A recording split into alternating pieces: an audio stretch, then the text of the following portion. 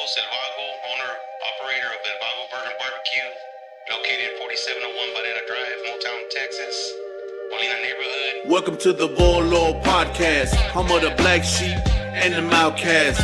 Welcome to the Volo Podcast, no cap, true stories, what you know about that?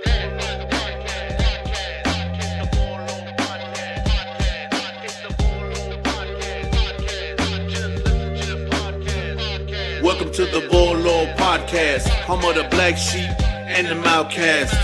Welcome to the Volo Podcast, no cap, true stories, what you know about that?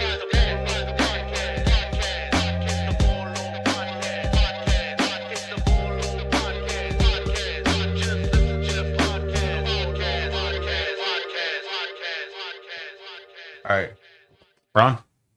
All right, welcome back to the Volo. I'm your host, El Vago. Today we have a bunch of guests. We got Sal the Iceman, Checo, Mark Pantoja, and a good friend of mine, Mo. You know, we're going to talk about a bunch of different things that's going on, different topics, you know, stuff about our, past childhood stuff and parent stuff, how to parent your kids better, shit like that. And we'll jump into other topics, man. But what do y'all want to jump on first? You. That sounds gay, man. What's wrong with you? I don't know. Let's talk about family, bro. Yeah. Things are with your, the people that created us, but turn your backs on us. You know what I'm saying? Yeah, man. I got a long story for that one también. You go first. You go first. I go first. All right. You go first. You're the guest, cabrón. All right. I used to be real close to my old man. My dad's an old school Pachuco dude. I mean, I never saw eye to eye with him growing up. I never wanted that lifestyle. I'm more of a metalhead, more into music. I just wasn't what he wanted me to be. At a young age, I wanted to play music. I wanted to play drums. But of course, he couldn't afford it. There was 7 of us. They had to support, so we pretty much, had what we had, and we struggled. Yeah, your boy Silence, huh? Already, bro. So my dad's all, hey, to play the accordion. I don't want to play the accordion, dude. He ended up getting me an acoustic guitar or a classical guitar. Mm-hmm. It wasn't really my thing. I just wanted to play metal, you know what I mean? And so growing up, my dad was real strict with me. I feel like he despised who I was. Mm-hmm. He treated me different, compared, to my older brother, and everybody else. Growing up, I got my ass whooped. Kids these days don't get their ass whooped at all. Yeah. My dad had no shame to go to the school. I did something stupid. I was always a troublemaker, man, growing up. And in middle school, I did a spit wad and shot it at my teacher. She was a substitute teacher. Mm-hmm. Nice lady, man. I don't even know why I did it, to be honest. Just being stupid. I went to the principal's office. Mr. Monreal whooped my ass with the paddle. Kids don't get paddled nowadays, you know what I mean? That's why they run around talking shit. The corner, yeah. Real quick, man, since we're on that, man, how do you feel about that stuff? I think they need it, bro. I didn't see nothing wrong with it, bro. I do too, man. I really didn't see nothing wrong. I'm not gonna lie, it scared me because I got paddled quite a bit. Yeah, so every time me too, man. I'm gonna get my ass whooped. Yeah. It hurts, bro. It wasn't like, oh, that was nothing. That shit hurt, bro. It did, man. Yeah, they probably left marks on me. But the paddle with the hose in it for them to catch wind. Boom. Yeah. Even at school. Yeah. Well, that's what we're talking about in school. You know what I mean? What is it called in school? South Park. Now it's called, I think, Cunningham or South Park, Cunningham. I don't know. Yeah, I went to Bloomington High School and went to Calhoun High School. Man, I went to a bunch of schools when I was younger, man. But yeah, they had the paddle back then, man. I really think they should bring it back. I know a lot of parents say, "Oh, ain't nobody gonna touch my kid," but hey, man, your kid fucks up, you know what I mean? You got to learn how to suffer the consequences. When you go to jail and shit, you don't get treated nice. Yeah, hell no. Treat you like shit, bro. I think they need it, man. I honestly, I wouldn't want my kids to get whooped. If I have a son and he's fucking up, whoop his ass. Yeah, for real, man. I mean, I'm not gonna be like all those parents that are like, "Oh, my mijo, you fucking left him marks on his ass." Fuck that. He deserved it. You know what I'm saying? I mean, that's how I see it. Yeah, for real. I mean, straight up, honestly, bro. I'm not bullshitting about it. If my kids are fucking up, bro, somebody needs to do something about it. You know what I mean? For real, man. But that's how it was. So I got my ass whooped by the principal, and he was a good dude, man. He liked me, but he knew I was hanging out with the wrong people. That's things I tell my daughters now. Don't hang out with these bad little kids, man, because they're gonna get you into shit. They're gonna get you, doing drugs, having sex at a young age. I was going to ask you, do you think that like as for parents that lose control and they probably abuse your kid, hit them too much, or whether you have a principal that has rules how much he can hit a kid, you know what I mean, instead of you hurting a kid. I mean, disciplining your kids in school, like I said, I don't see nothing wrong with it. Now, if this principal is a piece of shit and he's like literally beating the shit out of kids illegally, there's a right way and a wrong way. You know what I mean? To hit somebody, a wrong way to slap somebody.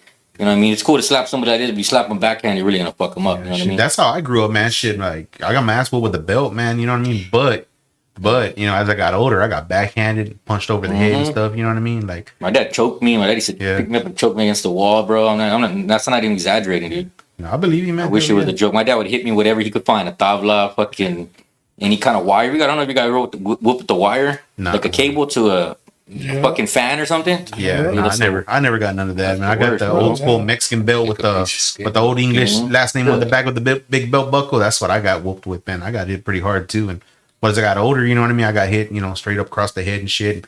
It was my fault too. I'll talk back. I was doing fucked up shit, you know what I mean. I disrespected my parents, you know what I mean. I deserved it. I'm not gonna sit here and act like a victim, you know what I mean. So, you know, I fucking deserved it. I was bad. I was going down the wrong path. I didn't want to fucking listen, you know. I grew up with the dad that he was a good dad when I was young, man. I don't know what the fuck happened to him now, man. Like I haven't talked to him in 2.5 years. You know, the older they get, the dumber they get. I know, man. It's like pussy runs their whole life. They meet a woman and like really get it up. Nah, dude. It just they you know they get all these, you know, they get women and all of a sudden we'll all get there. They pretty much throw their family to the side. My dad has 16 grandkids, dude. He don't give a fuck about none of them. My dad never cheated my daughters or my granddaughter. Now that I have, before I stopped talking to him a few years ago, he saw my granddaughter. Never bought him anything or I can't even count one time that my dad's ever bought anything for my kids. Not even one time. Fucked up. But he's with this lady. Well, he's not with this lady anymore. But the one he was with, he was over there going to her grandkids buying birthday parties and buying them. I'm like, what the fuck? Like you don't even ever want to go to pendejo, bro. He got your own grandkids. He got remember that incident with a Harley with the bike? Oh my god, that was fucking crazy, man. Shit, my dad don't have no filter, bro. He'll embarrass me. Man, bro, we're Harley Davidson. This dude trying to get a bike. His dad's supposed to co-sign, and I don't understand. He agreed to it, and then he gets there, and all he does is talk shit to him. I'm talking about loud, fool, like. Fuck that! I ain't getting you shit and blah blah. I know why. Like what the fuck? The lady that he's. So if any of y'all have ever seen this movie on Netflix called I Care a Lot, it's about people that groom older people and they take their money. They fucking they get access to their bank accounts. They get guardianship of them. Well, there's this lady in Robstown and she's a fucking bitch. Her name's Nora Cabrera Wagner. I don't know how many other fucking last names this lady has. She's married so many people, bro. And she marries older people, bro, that are, and I'm not gonna lie, I hate to say it, no disrespect, old school, but the old pachucos are fucking pendejos, bro. Yeah, they feel like, oh, I got this vieja 20. She's 20 years younger than my dad. My dad's 80 something. This chick was barely 60 years old. My dad's fucking wearing a diaper. He's an old man. Can't get his dick up. What is this lady doing with him? You know what I'm saying? Money. It ain't love. She ain't never showed him affection once. Yeah. So long story short, her daughter, he was getting her a car. He co-signed a car for her daughter. And I fucking know, bitch. I know. And for her. Yeah. Because she was driving around an old fucking Oldsmobile car. So my dad had both of their cars under his name coming out of his bank. That's why he was acting the way he was. That's crazy, man. But I didn't find that out till later, unfortunately. Same thing with my dad, man. He never stood up for my mom. He never fucking took care of her like he was supposed to. He always cheated on her. You know what I mean? Since I was a kid, bro. You know what I mean? Like I grew up seeing that shit. And I was pretty much like him too, you know what I mean? I ain't gonna lie, you know what I mean? My first wife, I was always with a bunch of different women and shit, cheating on her all the time and doing this and doing that. And I was just like my dad, man. I'm glad I broke that shit, man. It's not good, you know what I mean? It's not good to treat a woman that you're with for a long time like that, you know what I mean? Especially she takes care of you. It drove my mom down the drain, man. She was battling depression. So at one point, my dad got real religious. He was leader of a prayer meetings and all this stuff. And I remember all that growing up, going with him to these meetings. Apparently he had apologized to my mom and asked her for forgiveness in church. Said he had been cheating on her. My dad was a puto, man. He was big time. He was the truck driver. He was always gone. He was going all over the United States, going to Alaska, going to Canada, going everywhere, you know what I mean? Yeah. Not that gives him a right to be a puto, but that's what he was doing. My dad was a truck driver too, did the same fucking thing. Sure it is. Yeah. Pattern. Me and my wife was just talking about her. One of her friends is a truck driver, and he's being a puto too. You know what I mean? Yeah, Running around. I guess something about truck drivers. Yeah. Get out there. Them lot lizards, man. Yeah. I mean, like I said, like you said, I mean, I was like my dad, following his footsteps. Yeah. I was being, you know, when I was younger, in my 20s, I was being a player. I was out there messing around. And I started to see myself being like my dad, you know. And yeah. I was like, man, you know, how did that make me feel growing up? And now I'm doing it too, you know. Yeah, it's embarrassing, bro. So I stopped, you know what I mean? Just met my wife and settled down, and, you know, shit, I'm happy, bro. I mean, I just wish that my father was a better man, but he wasn't, you know. Same, man. Same here. And like I said, growing up, those ass whoopings did help, man. I mean, it made me who I am today. I probably would have been dead or been in some gang. Yeah. Being a dumbass, you know. I mean, my dad was old school, dude. He whooped my ass. And not even the turtle gang you were in. Which one? Oh God, bro. Let's not bring that up. I know. Turtle gang. What's that? It was a MC who used to write. We used to joke around with them. What was it called? The Masters? Yeah. I had redid their whole design, man, and it came out badass. Like, it was real nice. Joe helped me out and brought it to life, and a lot of the members wanted to change the patch, but the main president, he's the old school dude. He looked like Bowser and shit from fucking Mario Bros. And he was happy with it, you know what I mean? He loved it. And, you know, we got the approval, you know, from certain people on the streets that have street cred in the MC world. And they wanted it. They said they liked it. And unfortunately, it never happened. Fucking silent, man. He wants to pick on you. He said, damn, yeah. But Yeah, that's basically how it is, bro. And you have, you know. Yeah, my dad was a DJ, was puto all my life, so just not truck drivers. Yeah, I know, that's true. Well, I'm not. I wasn't saying just that. I know. It's just the truck drivers are always gone, you know what I mean? Yeah. Like I said, my dad was gone for weeks. Those times my dad, he's worked for this company called DSI, and they sell haul chemicals. Mm-hmm. And shit was pretty serious, man. One time my dad was unloading the chemical, hooking up the hose to the tank, and it was sulfur, pure sulfur. Ooh. So it hadn't even been whatever they do to break it down and mix it. So it got all over him, dude, and they didn't think it was gonna be, you know, a good turnout for him. But, you know, unfortunately, he's still alive, so I guess it didn't damage him too much. But so you don't have no contact with your dad no more? No, we don't even know if he's alive or dead. No. Nope. You haven't ran into him nowhere? Nope. He hasn't reached out? That lady got him out of his house. So she married him, but she didn't talk. Nobody knew that. This is about 3 years ago. We thought he was going to die. He was in the hospital. So I go to the hospital, long story short, and my dad's there in the bed, and I'm telling him, hey, Dad, who's power of attorney over you? Something happens to you, you know, someone needs to make a decision. He's like, Nadie, you know, nobody. I was all right, let me bring some paperwork, have you sign it while you're still able to sign it. This bitch is sitting over there in the fucking corner of the room, and she says, I have power of attorney. And I looked at her and I said, who the fuck are you to have power of attorney over my dad? You're not his wife. Mm-hmm. She's, oh, well, he gave me power of attorney because none of y'all gave a fuck about him. I was like, none of us gave a fuck about him, bitch. You've been out there fucking doing whatever. I'll tell you about that in a bit, but she's in Houston and abandoned my dad here. Mm-hmm. Then the moment she thought my dad was dying, that's when she came back in the picture, trying to be there, right? Come to find out, she has power of attorney, but she said, and proudly, she told me I have statutory durable or durability, whatever the fuck it's called. Yeah. Meaning his finances. Mm-hmm. So she's all like, you should look that up, you know. I'm not gonna lie, this lady, she knows what she's doing. She knows what she's doing, man. Hey, a lot of them women are groomed for that shit, man. Dude, she's been grooming my dad for years. No, I'm talking about like the moms teach their daughters how to be like that, man. Oh, that's fucking crazy. That's what she's doing to her fucking daughters too. Yeah. She groomed my dad for years, bro. And little by little, my dad was accusing me, hey, you're using my Home Depot card. Hey, you took money out of my bank account. I was like, dude, I don't even fucking have your card, bro. I got my own money. Hey, Dad, I told him, my tools are better than yours. He accused me of stealing his fucking old school Craftsman tools, the shit you'd see in the 80s. I was like, bro, you see my tool collection? I don't need your fucking tools, bro. Come to find out, her fucking loser ass son is stealing my dad's tools. She's probably taking them. She's taking money out of my dad's account. My dad got those stimulus checks that came in. Never saw a penny of it because apparently he calls me and he says, hey, the girl at the bank, ella me dijo, I can't even stand that fucking lady. I don't like saying her name. Ella me dijo que the lady at the bank was taking out my money in $200 increments. Mm-hmm. I was like, Dad, anybody at the fucking bank doing that to you, dude? Yeah. So long story short, this lady's taking his money out. She has access to his account. She's telling him straight up, because he's so old, he's going to believe anything. She could tell him the fucking sky's purple and fucking red, and this dude will believe it. You know what I mean? So that's part of the grooming stage. She's been grooming him for years, man. Yeah, years. he's already bro. brainwashed too. She turned everybody in the family against him. Mm-hmm. He was accusing my niece of stealing his social security number to get cable. Yeah, my niece is a college grad, bro. She works for a bank. She has a brand new house in the South Side. Don't need shit from that dude. Yeah. Come to find out, her fucking loser ass daughter is the one using my dad's social security, but she's giving her kids access to my dad's social security to get cable and all this shit. So there's people out there, man, and y'all need to watch out for this lady. Nora Cabrera Wagner. I don't know how many other fucking last names she has. Yeah. But there's people like her that do exist, and she's doing this to other families.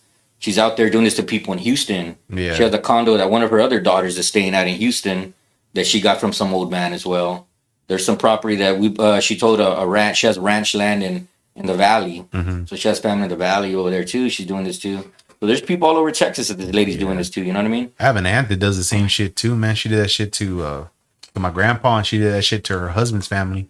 Right when they're dying, they get in there and they start digging into all their shit, and then they're dying. They don't know what they're doing. So he signed power of attorney. She changed the will and everything, and it's fucking crazy, bro. Pure evil, bro. Yeah, it's greed, man. Pure evil, though, man. Greed. There's people making a living off of shit like that. Yeah. She has some boy. She don't even have no college education. She has on her Facebook that she has degrees in real estate and all this. This bitch just takes people's real estate. That's all she does. She don't fucking know anything about that. The bitch was living in government housing here, over there behind Century 16 movie theaters. Mm-hmm. And she tried to say, "Oh, I got all this and that." I said, "Bitch, you live in fucking government housing. Oh, I fucking pay $700 a month." I was like, "Shut the fuck up, baby." That's my light bill. Holy shit, bro. You know what I'm saying? Like, holy shit, bro. But how are you over here trying to claim that you're a real estate agent and this and that, and you're driving a fucking old school car? Yeah. She just pretty much draining people's families of their belongings, and she sold all my dad's vehicles. All the vehicles that he owns, they're gone. Yeah. Took his phone away, so we don't know if he's alive or dead, man. We don't know if this dude's breathing still or not. She had opened up 2 life insurance policies on him. She proudly told me that in the hospital too. Yeah. Because I got 2 life insurance policies on your dad. What the fuck? I bet she does. You know what I'm saying? Like, wow. But come to find out, when I called her out on Facebook about a year and a half ago, I got over 1,000 shares, responses, bro. People that know her. Oh, I didn't know that lady was married. Like, I didn't know that lady was like that, blah, blah, blah. And some people were telling me that they already knew she was like that too. Come to find out, she tried to call me out on Facebook and put the marriage license, but blocked out the date. Come to find out, that was when my dad got out of the hospital. She went to the courthouse, married him. She does notary as well. So who knows how many fucking documents she's forged. And, yeah. You know what I'm saying? That's crazy, man. I mean, people just need to be aware of women like that, man. Yeah, man. Stay close to your dad and your grandpas, man, because there's a lot of that shit going on, man. It ain't no joke. Yeah. You, Mo, you ain't got no crazy shit like that. Oh, man. As far as my pops, brother, man, we had a little rough situation growing up, me and my dad, man. It was a rodeo ride, brother. You know? Despite anything, I still love him, man, still my dad, rest in peace. But he used me, man. I was very young, lost in the beginning, thinking I was just going into a house, unlocking the window so he can get something. He made a little story up.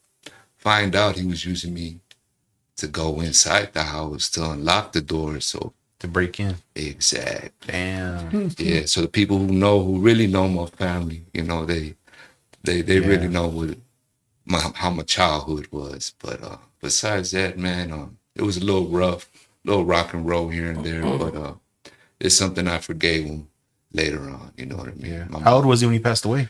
I was about 17, 18 when he passed away. How old was him? He was about 56. Man, that's young, man. About to be 60 at the time, maybe. Give or take. Yeah. Yeah, you're real close to your mom, huh? Yeah. That's my backbone. Yeah, your mom's cool as shit, man. I like my your mom, brother. man. That's my dad. That's my everything. You know? So she got a big impact in my life. Yeah. Yeah, but I had to break that chain. That's why, as you see, I got my little man there. Yeah. Yeah, I ride with my kids, man. That's what it's about, breaking that chain, breaking that little cycle and doing something different. Yeah. Yeah. Yeah, it's rough, man. Like, I love my dad, but I can't have nothing to do with him ever. You know what I mean? Yeah. Like I can't. I won't even be in the same room with him. I lost a lot of respect for him for a lot of shit that he did, and you know what I mean, how he did my mom towards the end. You know, I had relatives like, oh, you're acting like a little spoiled kid, like because he left your mom. I was like, nah, that's not the point. It's how he did everything. Yeah, you know what I mean. It's just how he did her at the end. Whatever he did her gotcha. You know what I mean. Like, you know, if you're a man and you want to cheat, you want to be with another woman, you want to abandon your family, you don't want nothing to do with your family, hey, just leave him with whatever. Hey, you know what I mean? Like, he was there trying to make her sell her house and stuff. He wants half of this, he wants half of that, blah, blah, blah. You know what I mean? He went to prison a few years before that happened, but you know what I mean? I helped him. I was the only one sending him money. I did a lot for him and shit. And when, you know, he had got out and he started doing all kinds of stupid shit again. And like, I don't know, dude. I just can't deal with that shit no more, man. Yeah. You know, some people deal with different things. Some people, you know, get abused. Some people get hit. You know, some people have to deal with the drug trauma. Me, it was just a lot of burglaries, bro. Yeah. But young, blind to the situation. You know, like a mask over me. First, second, third grade, fourth grade. What do you think you're doing? After a while, you seen your dad getting chased. Hooters are showing up, chasing them down, people, and after a while, you've put the puzzles together. You're like, oh shit, I really know what's going on. You know? Yeah. Yeah. Hey, life's tough, man. And then when you have a bad mentor, it's even worse. Oh yeah. You know? Yeah. But yeah, like you said, I'm real close to my mom. Just shout outs to my mom, man, pulling me out of that situation. Yeah. You know? Yeah. Yeah. Hell yeah. Silver Fox. Mine, my birth dad, I didn't get to know him. You know, they divorced when I was a year old or something like that, you know what I mean? But the family took me in with my aunt and my uncle, you know, and he was a straight worker, you know, going to work and showed me a lot of good morals and principles. But when I got out of line, he'll go out there and cut the water hose and you can hear that thing whistling, you know, grabbing me by my shirt and chasing me around, you know. But that's the only time I seen him, you know, I put myself in a situation, you know what I mean? But him being out of character, he wasn't drinking or not like that, you know. So whatever I caused, it was to me, you know. They were good, you know, ones that took care of me as much as I can. It's a blessing, man. Some people don't even have that. You know what I mean? Yeah. Some people don't have anybody to care for them at all. Yeah. So, I mean, it's good that you're here, you know what I mean? You live as long as you have. You're blessed, man. But when I started turning like 13 years old, I used to run away from home and just left that alone, and I was on the streets after that, you know. So it was just, you know, one of these situations where I learned from the streets and seeing every family I ran into, hey, come spend the night here, and see how that family was, you know, living their lifestyles, and every family was different, you know. One was too loose, and one parents didn't care about their family. So I seen that growing up, you know, all my friends, fathers and mothers, how they raised them, you know. And I had good parents, and I didn't even want to go back to my good parents. I wanted to live and see how that lifestyle was, you know. You were learning, man. Yeah, I was learning. So now that I'm able to be out here, and I enjoy my kids and my granddaughter now, you know, and try to say that's the best thing, you know, because when you're out of the circuit of being, because I did 32 years straight, man, you know what I mean? So it's been away from the families and you know, hearing your parents dying and you can't do nothing about it. You're in prison, you know. So death, to me, when, you know, my loved ones are dying, it's just like, okay, now they're gone. Oh, man, too bad, you know. But you don't stop and think about, you know, if we're out here, it hurts, you know, the pain in there. You can't carry that pain when you lose loved ones in there, you know. I started acting with anger. Yeah. Instead of letting the pain get, I was acting on anger and taking that on them, you know, on people like that. But pretty much, man, you know, I've seen parents, like the way you guys are describing your parents, you know what I mean? I've seen a lot of families like that growing up, you know. But I should just wished I'd stayed with my family to feel that love, and, you know, and I didn't get a chance to, you know. But I'm doing it myself. And I got my kids that are already adults, and I got, you know, kids too. So now I see that, and I'm there for them. Whatever they need, I'll try to be there. I always thought in my dad's last days that I'd be the one to bury him. You know what I mean? But me and my dad were real close, man. Up until 3 years ago, we were like homeboys. Even though he bitched me out and talked shit to me, like I said, it was all that lady putting shit in his head. But we were close, man. They should. Long story short, my dad's never done drugs. Neither have I. The only drug I've ever done is smoke pot. That's about it. I never smoked when I was younger, though, bro. I never, huh? At my house. No, fuck that. I was in another dimension, bro.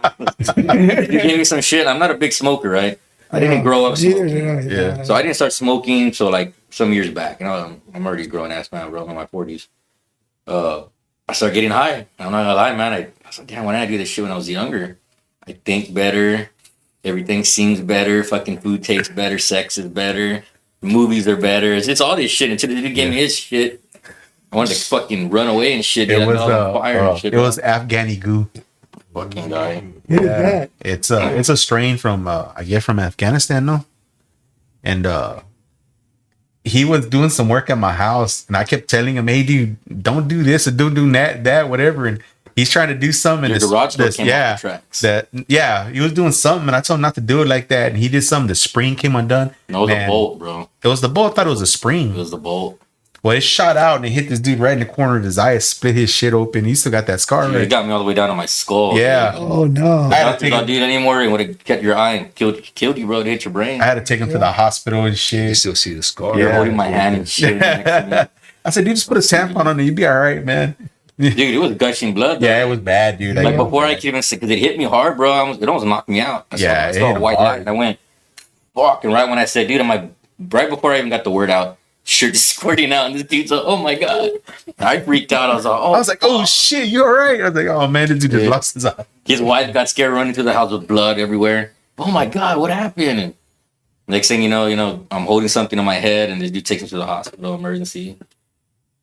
He sat there with me. That's a true friend. He sat there with me while I got stitched. Yeah. I think he wanted to just fucking beefies one, bro, more than anything. He was just there laughing, making fun of me. I know that's where I had to go finish the job. I know, hey, dude, you're gonna finish my garage when we get back or what? He was all fucked up. We got back to my place. He's there all sad. I said, hey, dude, everyone smoke some of this shit. It'll go away. So we smoke the pain, bro. I was for pain because I wasn't taking any pain medication other than what they gave me at the hospital.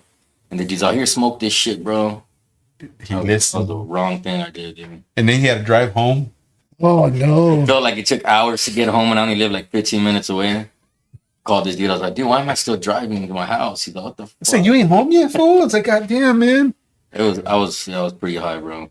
Yeah, I got lucky, man. I've always had good connects with the clean shit from dispensaries and stuff. You know what I mean? I really don't buy much from just anybody. But the stuff I get is always clean and it's real potent as fuck. I can't wait till they make Texas legal. Ah, you ain't lying, man. Yeah, we got 1 foot through the door, baby. I'm in talks with people to get license to sell it with my food. Like you order a combo and so much more, you can get a joint with it. You know what I mean?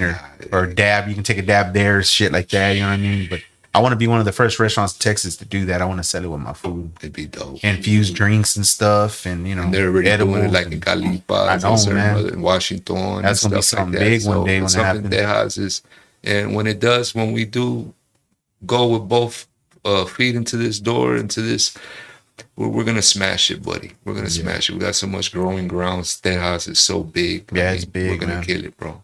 I hope so, man. Yeah, I need to. Well, shit, if alcohol is more dangerous and that shit's legal, you know what I mean? Man, I'm not even a big drinker, but I don't look drink how at many all. people die a year just off of drinking and driving, you know? I mean, shit, the numbers is high, brother, you know? Fucking silent, man. You want to get the light and smoke crack and do the silent? combo. Yeah, it's silent. Why is it kind of so silver? Dude. Because he has silver hair. You want to watch me in the shower again? Look at the gym that one time. That's the king shower shark right there. That's a leader, bro. The shower shark. Shit, I remember that time he shit himself deadlifting. Were you there? No. He was deadlifting. Shit himself? Yeah, he shit himself. Fool. I mean, I believe that shit happens, dude. Yeah. He's lucky it wasn't his tripas that came out.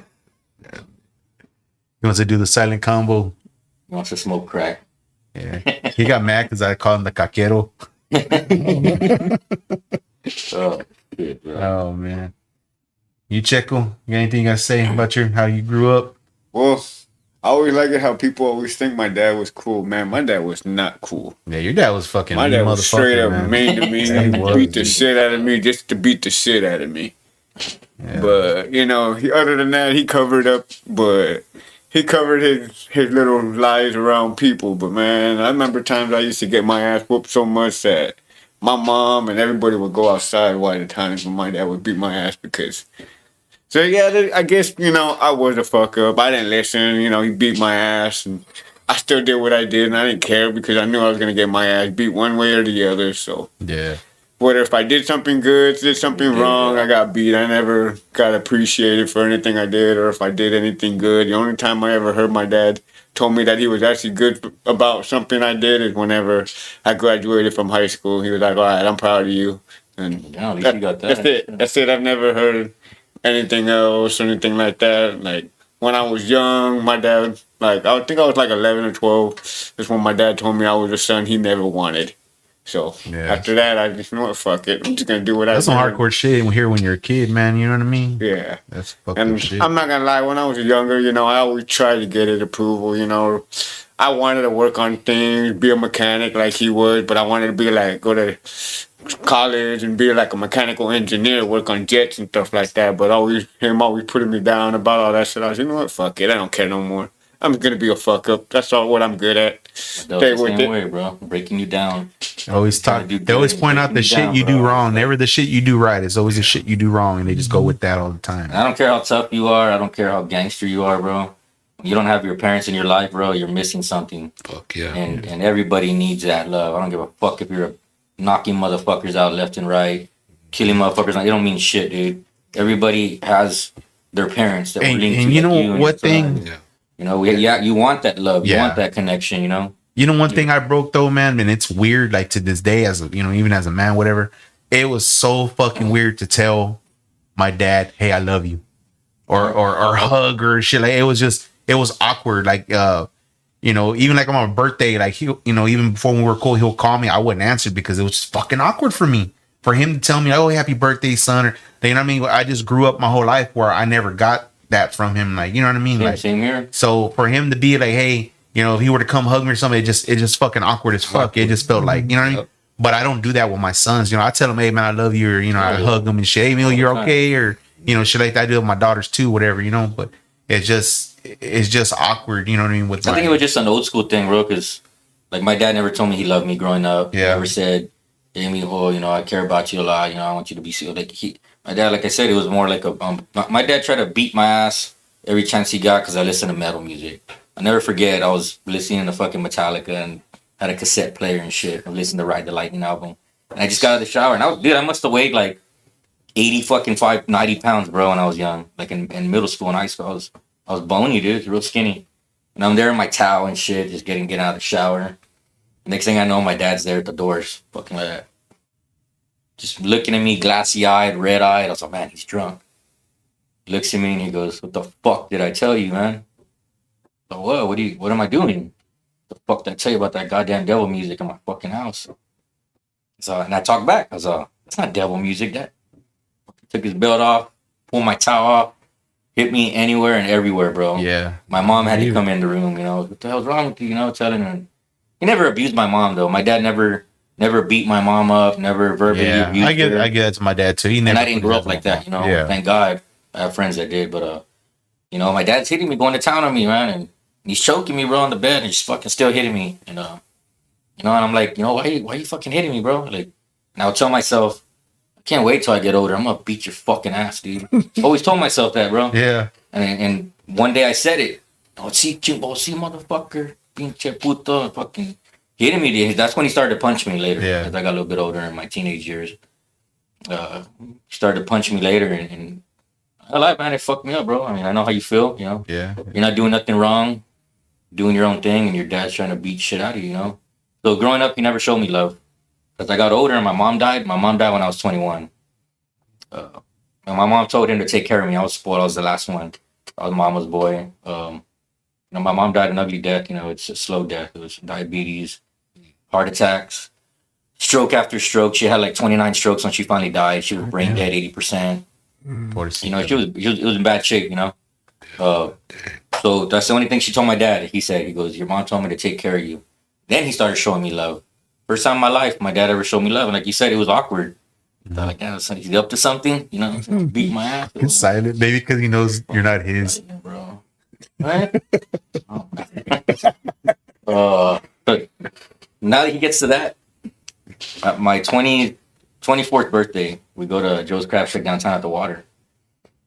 And I look over, dude, on the other side of the restaurant. There's this little kid, bro, looks exactly like me, dude. Younger version of me. My dad's looking at him, too. At the time, my daughter's mom's looking, too. And I was like, man, you see it, right? What? My dad's all, what? ¿Qué? I was you've been fucking around a lot, dude, for years, dude. That little dude looks like me over there. No lie, bro. Splitting image. No shit. It looked like I was looking at myself at a younger age. Wow. His parents are looking at me. I go over there. Sure enough, his mom's all, yeah, my husband. It's not his dad, though. His dad left us when he was a baby. I'm thinking, damn, you know, who knows if my dad's made his dad, you know what I'm saying? Or something similar. But yeah, it was awkward, bro. Yeah. That kid, kind of same vibe as me, same profile as me. It was crazy, man. Crazy shit, but yeah, there's a lot of crazy stuff that back then that went on in the families that people really didn't talk about, man. Like I had kind of found out a rumor that my cousin might actually be my brother, that my dad had an affair with his brother's wife and shit. You know what I mean? That's fucking awkward as fuck. Being grown and hearing that shit, you know what I mean? It's like, what the fuck? Kind of makes sense, you know? But it just, I don't know, man. It's just fucked up, man. I mean, funny thing is too, like, I mean, nowadays pedophilia is like a big thing out in the open. But back when we were younger, nobody talked about it. Silent. Yeah, people weren't coming to light about it. You know, I'm just trying to get at that now that we're older. I'm not gonna call them out. They're my family members. Certain family members of mine that I didn't know were molested. You know, I'm wondering, hey, why is my brother gay? You know, and I at a young age, I knew my brother was gay. My brother was cutting his pants to the Daisy Dukes and shit. In the front yard, my dad come home and beat his ass, trying to beat the hoto out of him, but he couldn't, you know what I'm saying? And it's like, well, why is he? Maybe he's just born gay. I thought all these years he was just born gay. Yeah.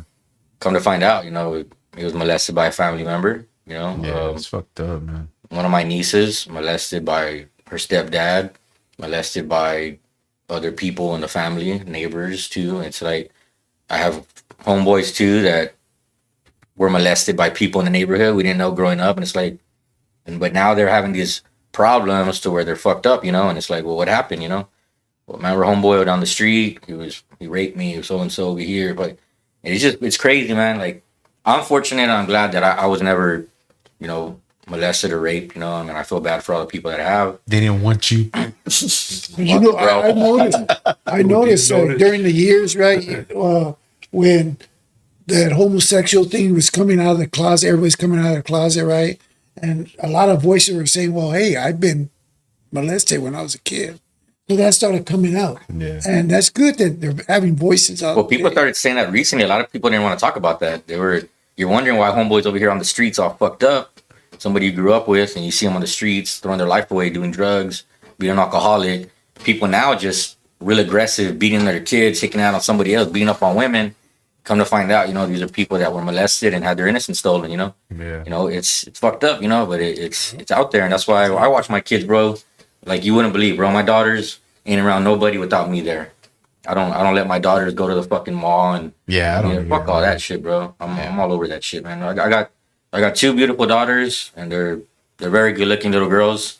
And like, you know, these kids nowadays I think they're more, what do you call it? Like they develop a lot earlier, bro. And my daughters, you know, they're good looking, dude. And I even seen, man, there's an older man I saw at Home Depot, these two older vatos, dude, and they were looking at my daughter, bro. I turned around and I said, what the fuck you looking at, bro? Fucking turns around and walks off, and everybody's like, you all right? And I said, no, man. I fucking just looking at my daughter, bro. Like, she's a little 14-year-old girl, you know? And it's like, I'm not gonna lie, it pisses me off, you know? There's respect, dude. Whether you knew that was my daughter or not, you don't fucking stand there looking at her, you know what I'm saying? Yeah, that happened to me at Brewster Street it's been a few years back, whatever, but me and my wife and my kids went there, and there was these two dudes you know, they were there, whatever, and they were older. They were at least in their late 40s, early 50s, whatever. But they kept staring my daughters up and down, and my wife saw my face. She can tell I was already mad with her. She was, don't say nothing. I said, nah. I was like, fuck that. And I let it slide one time, and then we sat down, and I was like, I was already mad. I didn't even want to fucking eat. You know what I mean? He already fucked up my day. Know how you feel, bro. You know what I mean? He already fucked up my day. I was just sitting there all mad. And then I told my wife, man, this motherfucker looks over one more fucking time, I'm gonna fucking go say something. She's like, all right. So my son's girlfriend at the time, she got there, and you know, I was paid for her. So my daughter got up to go help her pay. So she goes over there, and the dude starts staring and shit. Oh man, my blood started boiling, dude. Like I was so fucking mad. And then when she came back, he was staring at her, and I got up and I went up to the table. Hey, motherfucker!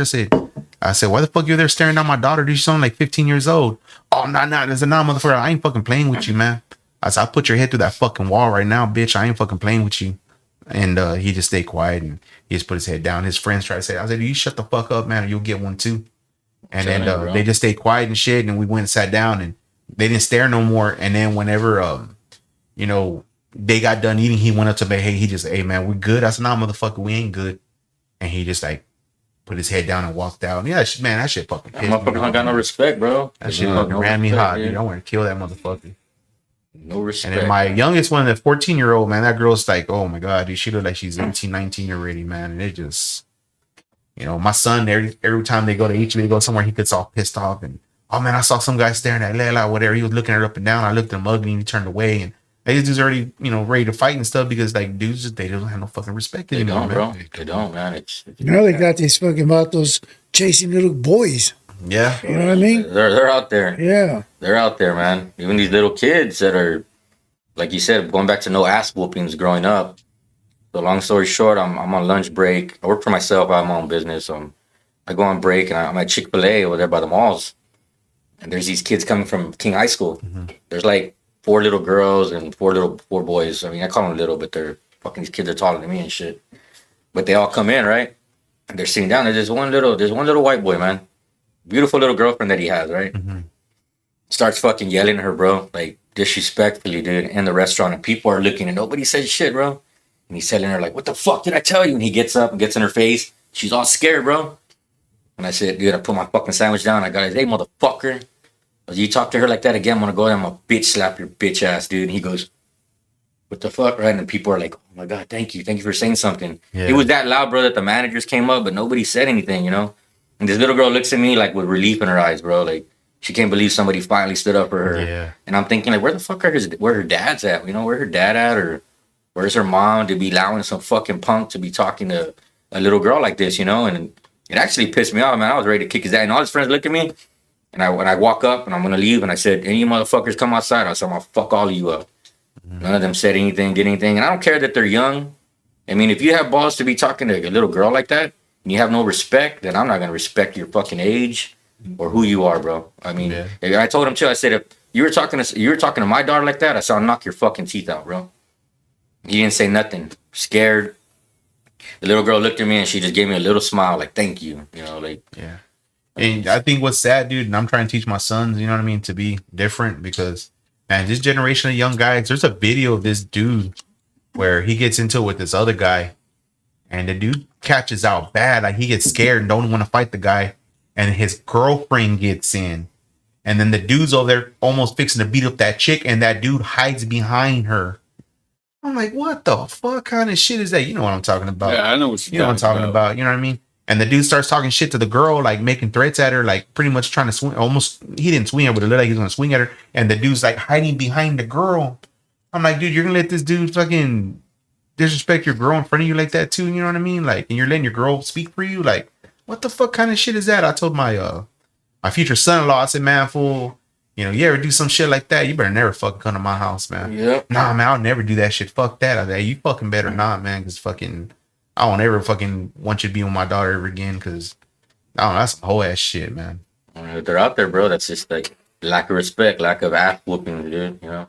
Yeah, I'm old school, bro. So I go underneath that code of if you're a child molester, if you're a rapist, or you beat the elders, you're through, man. Green light all the way. You know what I mean?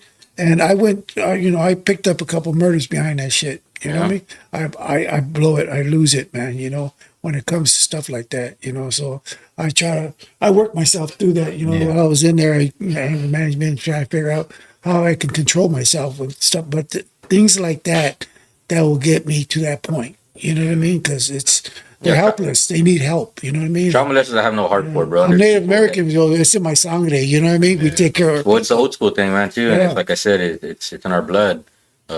But you see people like being child molesters and people calling them out or hurting them or throwing shit or beating. Have you seen those videos of these dudes that go catch child molesters? Hey, motherfucker. Yeah. You're messaging me and now Hey, they were in Corpus a while back. They were here in Corpus a while back. Yeah, man. my daughter told me about that, bro. Yeah. But people defend that shit, bro. Like, oh, just leave them alone. Shut the fuck Leave up. them alone. Like those people shouldn't be breathing, man. You shouldn't even be alive. We were working in the Rockport. It was after I had got out. It was a long fucking time ago. And we were doing roofing and stuff. And I remember we're on the roof and there was this guy there, this white dude.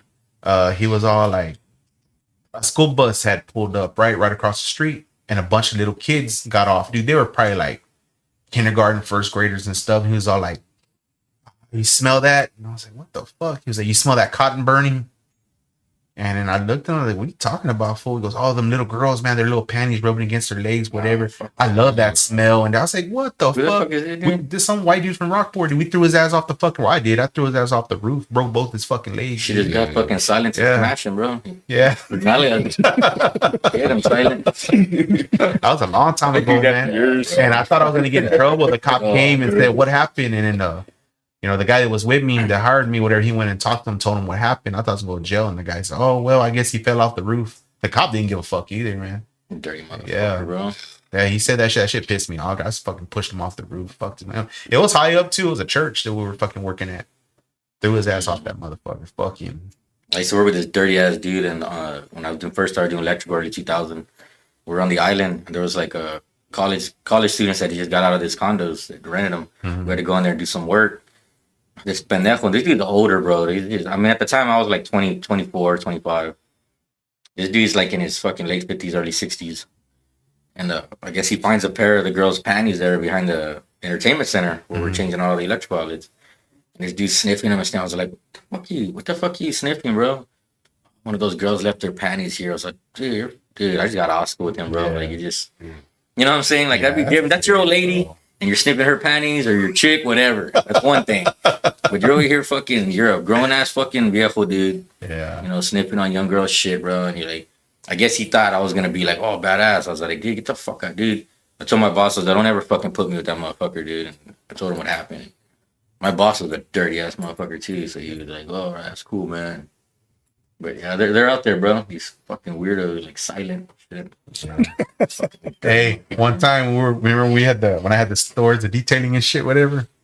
Eddie had brought in a car that it was this one lady that worked there, whatever. And Silent thought it was funny to go there, start sniffing the seat. I said, hey, fool, Eddie pulled. I said, Eddie pulled in this motherfucker. Like, oh my god, dude. You remember that? Yeah, dirty. You over there smelling that. It's just crazy, bro. How like a lot of men do just fucking just dirty motherfuckers, bro. Like low down, creepy ass, crazy thick motherfuckers, man. They're about the ones that haven't been caught, kind of. Oh, I know, man. There's a lot of them. There's a lot of ones that haven't got caught. Put a smile on you, thinking, oh, he's a good man. We'll be, and be some of the ones that just. Never expect. Oh, those are the ones I worry. I worry about them all, but there's some ones that move very, very slick, brother. Yeah, they're doctors, they're lawyers, they're fucking officers. Yeah, man. They're all over the place, bro. Because little by little they surface. This fucking officer in Houston was caught looking at child pornography. They found so many files. Like, yeah, they're out there, bro. These are the people you're shaking hands with and shit. Yeah, you don't know who's who, man, because everybody does a lot of shit behind closed doors. You know what I mean? Yeah. It's insane, bro. It's insane. You gotta watch your kids, man. A bunch of weird fucking people out there, and the internet makes it even easier. I know, man. I know a lot of parents, they want to go out, they want to go party, they just leave their kids with whoever, go stay at your friend's house, man. Y'all need to stop doing that, man. That shit, bro. Like, for real, because a lot of these little kids are getting molested stuff. You don't even know, and then you probably won't even find out till they get older. You know what I mean? They're not gonna say anything, and then it could be their friend's brother, or their fucking dad, their uncle. It could be anybody, man. And even the parents who allow little kids to watch little kids, like, oh, You got a 10-year-old, 12-year-old watching a couple 3, 4-year-olds while they're at the club. That 10-year-old, 9-year-old is still a kid too. What the fuck? Like some parents they don't care. As long as they get a babysitter and they go drop it off and go have a good time, they're gonna go do what they gotta do. So there's this skunka chick from San Antonio, bro. And this chick's a fucking skunk ass bitch, dude. She got her kids were left at a hotel, like it's like a Motel 6 or some shit for like weeks, bro. Like he said, but it was a little 6 or 7-year-old little girl watching the fucking baby and the younger one, bro. What the fuck is the kid gonna do? You know what I'm saying? So she's leaving these kids there, going over there every now and then, taking them food. So people start talking shit about her, and I know who she is, and I ended up saying, I said some shit about her. This bitch is psycho, bro. Yeah. This is the worst fucking chick in the world. So you say something to her, and she won't let it go, bro. So, but yeah, there's people out there letting their little kids take care of the babies and shit while they're out there being fucking hoes and you know what, bro? I've never drugs and shit, bro. I've never ratted on nobody. I never snitched on nobody, but I ain't gonna lie, and I'll say this because I don't give a fuck. The only time I ever told a cop friend something about somebody, my cousin was dating this chick, right? And he was all shit and bricks, but he was on that ice real hard and shit. And he calls me, he was all scared if I can go give him a ride. I said, nah. Well, it turns out the lady he was with, she was pimping out her 12-year-old daughter, a 10-year-old, and a 15-year-old to older men at a motel room in Cal Alley.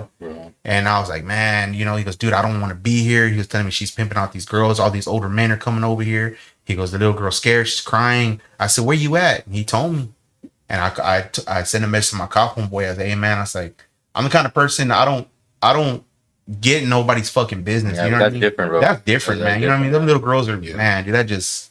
So I fucking did. I told him what happened. I don't know what happened after that. You know what I mean? This was a couple of years ago. So he told me they were gonna send a cop over there and see what's going on and shit. He gave me the room number and everything to go pick him up. So I told him where he was at. I ain't no fucking punk, but that's different, bro. That had to do with kids, man. You know what I mean? Like that's a whole different ballgame. There's a lot of that around San Antonio, Corpus, Houston. A lot of these trap houses where they're like extorting these kids and shit, bro. Yeah. These kids are just there and they're fucking scared and they have them locked in a room and they have anybody go in there and rape them, and it's sad, bro, but they're out there, man, and people should be keeping an eye on shit like that. Hey, something looks up with homeboys over there, you know what I'm saying? Yeah. It's kind of fishy, I mean, you could be saving somebody's life, man. I'm sorry, sure it happened to my friend's daughter in SA. Yeah, but she got lucky, man, that somebody that was buying drugs from this dude, this dude goes, hey, man, I got something in the room for you if you want to. Give me a little bit more. And he's thinking it's an older chick. It was a little girl, and it was somebody he knew. Sprung out. Yeah, and it just, bro, it's sad, man, but these people are out there, man. People should be watching their kids better. You see these fucking kids going missing on Facebook all the time. They were last seen a week ago, 2 weeks ago, Yeah, a lot of people need to be careful with their wives and their kids going to places late here in Corpus, man. One night, me and my wife, we went to Family Dollar on Everhart, the one next to the Golden Crown, way out there, and Domino's and all that. We went over there, man, and there was a van parked there. There was 3 dudes. One was standing one side, one was standing the other side, one was standing, and they had like walkie-talkies. They were talking to each other, and they were just looking at everybody walking in and out and shit. You know what I mean? What the fuck are they doing? You know what I mean? Scoping out who they want. They're seeing who they can fucking snatch up. You know what I mean? Yeah, there's a lot of that shit going on too. That's what's scary, brother. Yeah, I had made a post a while back. There was this dude. He was driving around, trying to fucking kidnap little girls and shit and kids and stuff. That's the van you posted, right? It was a truck. Oh, truck. I had posted on Facebook, hey, anybody catch this guy? I was all like, y'all beat the fuck out of him. I'll give you fucking free food for a year. I would. Hey, somebody got him. They got him. Really? Yeah, they got him. They beat the fuck out of him, like real bad. They beat him up, but nobody never came ask for the food. But they, they did beat his ass though, man. They fucked him up. I did it. I would eat it. Okay, that was me. I need my food. My wife was all scared. She saw, man, the cops are gonna come get you. You put that on there, and they fucking fucked him up and this and that. You're gonna get in trouble. I was like, it's sad. It's sad when people got to take justice into their own hands. You know what I mean? Yeah. I mean, to be honest, dude, the judicial system, it sucks, bro. Yeah, but what did they get pedophiles now? Probation, a couple years. Don't do that again. Yeah. And that's what a lot of guys in the pen, man, were looking at. Man, I'm in here just for assault and battering people, and these people are doing this to kids. And they're only giving 6 months and giving them probation and stuff and letting them out, They should get the maximum time. Yeah, they should. Because that kid got maximum time for the rest of their life. They got to live with that shit. You know what I mean? Hey, pendejo, my mom passed away, you dumb fuck. See, when I went to prison, because I went to prison for aggravated robbery, right? Yeah. The first time being down, I went for aggravated robbery. Long story short, I come out trying to get a job years later. And they tell me, I'm trying to go to this job. They're telling me, nah, straight up, nah, we don't want you here. Once they figure out what I got that aggravated robbery, like, nah, we can't have you here. I had this one lady told me straight up, it sucks because we just hired a child predator here, and she was against it. Like, she didn't want to hire him, but they end up still hiring that child predator. Basically, bro, with an aggravated robbery, they don't want nothing to do with us.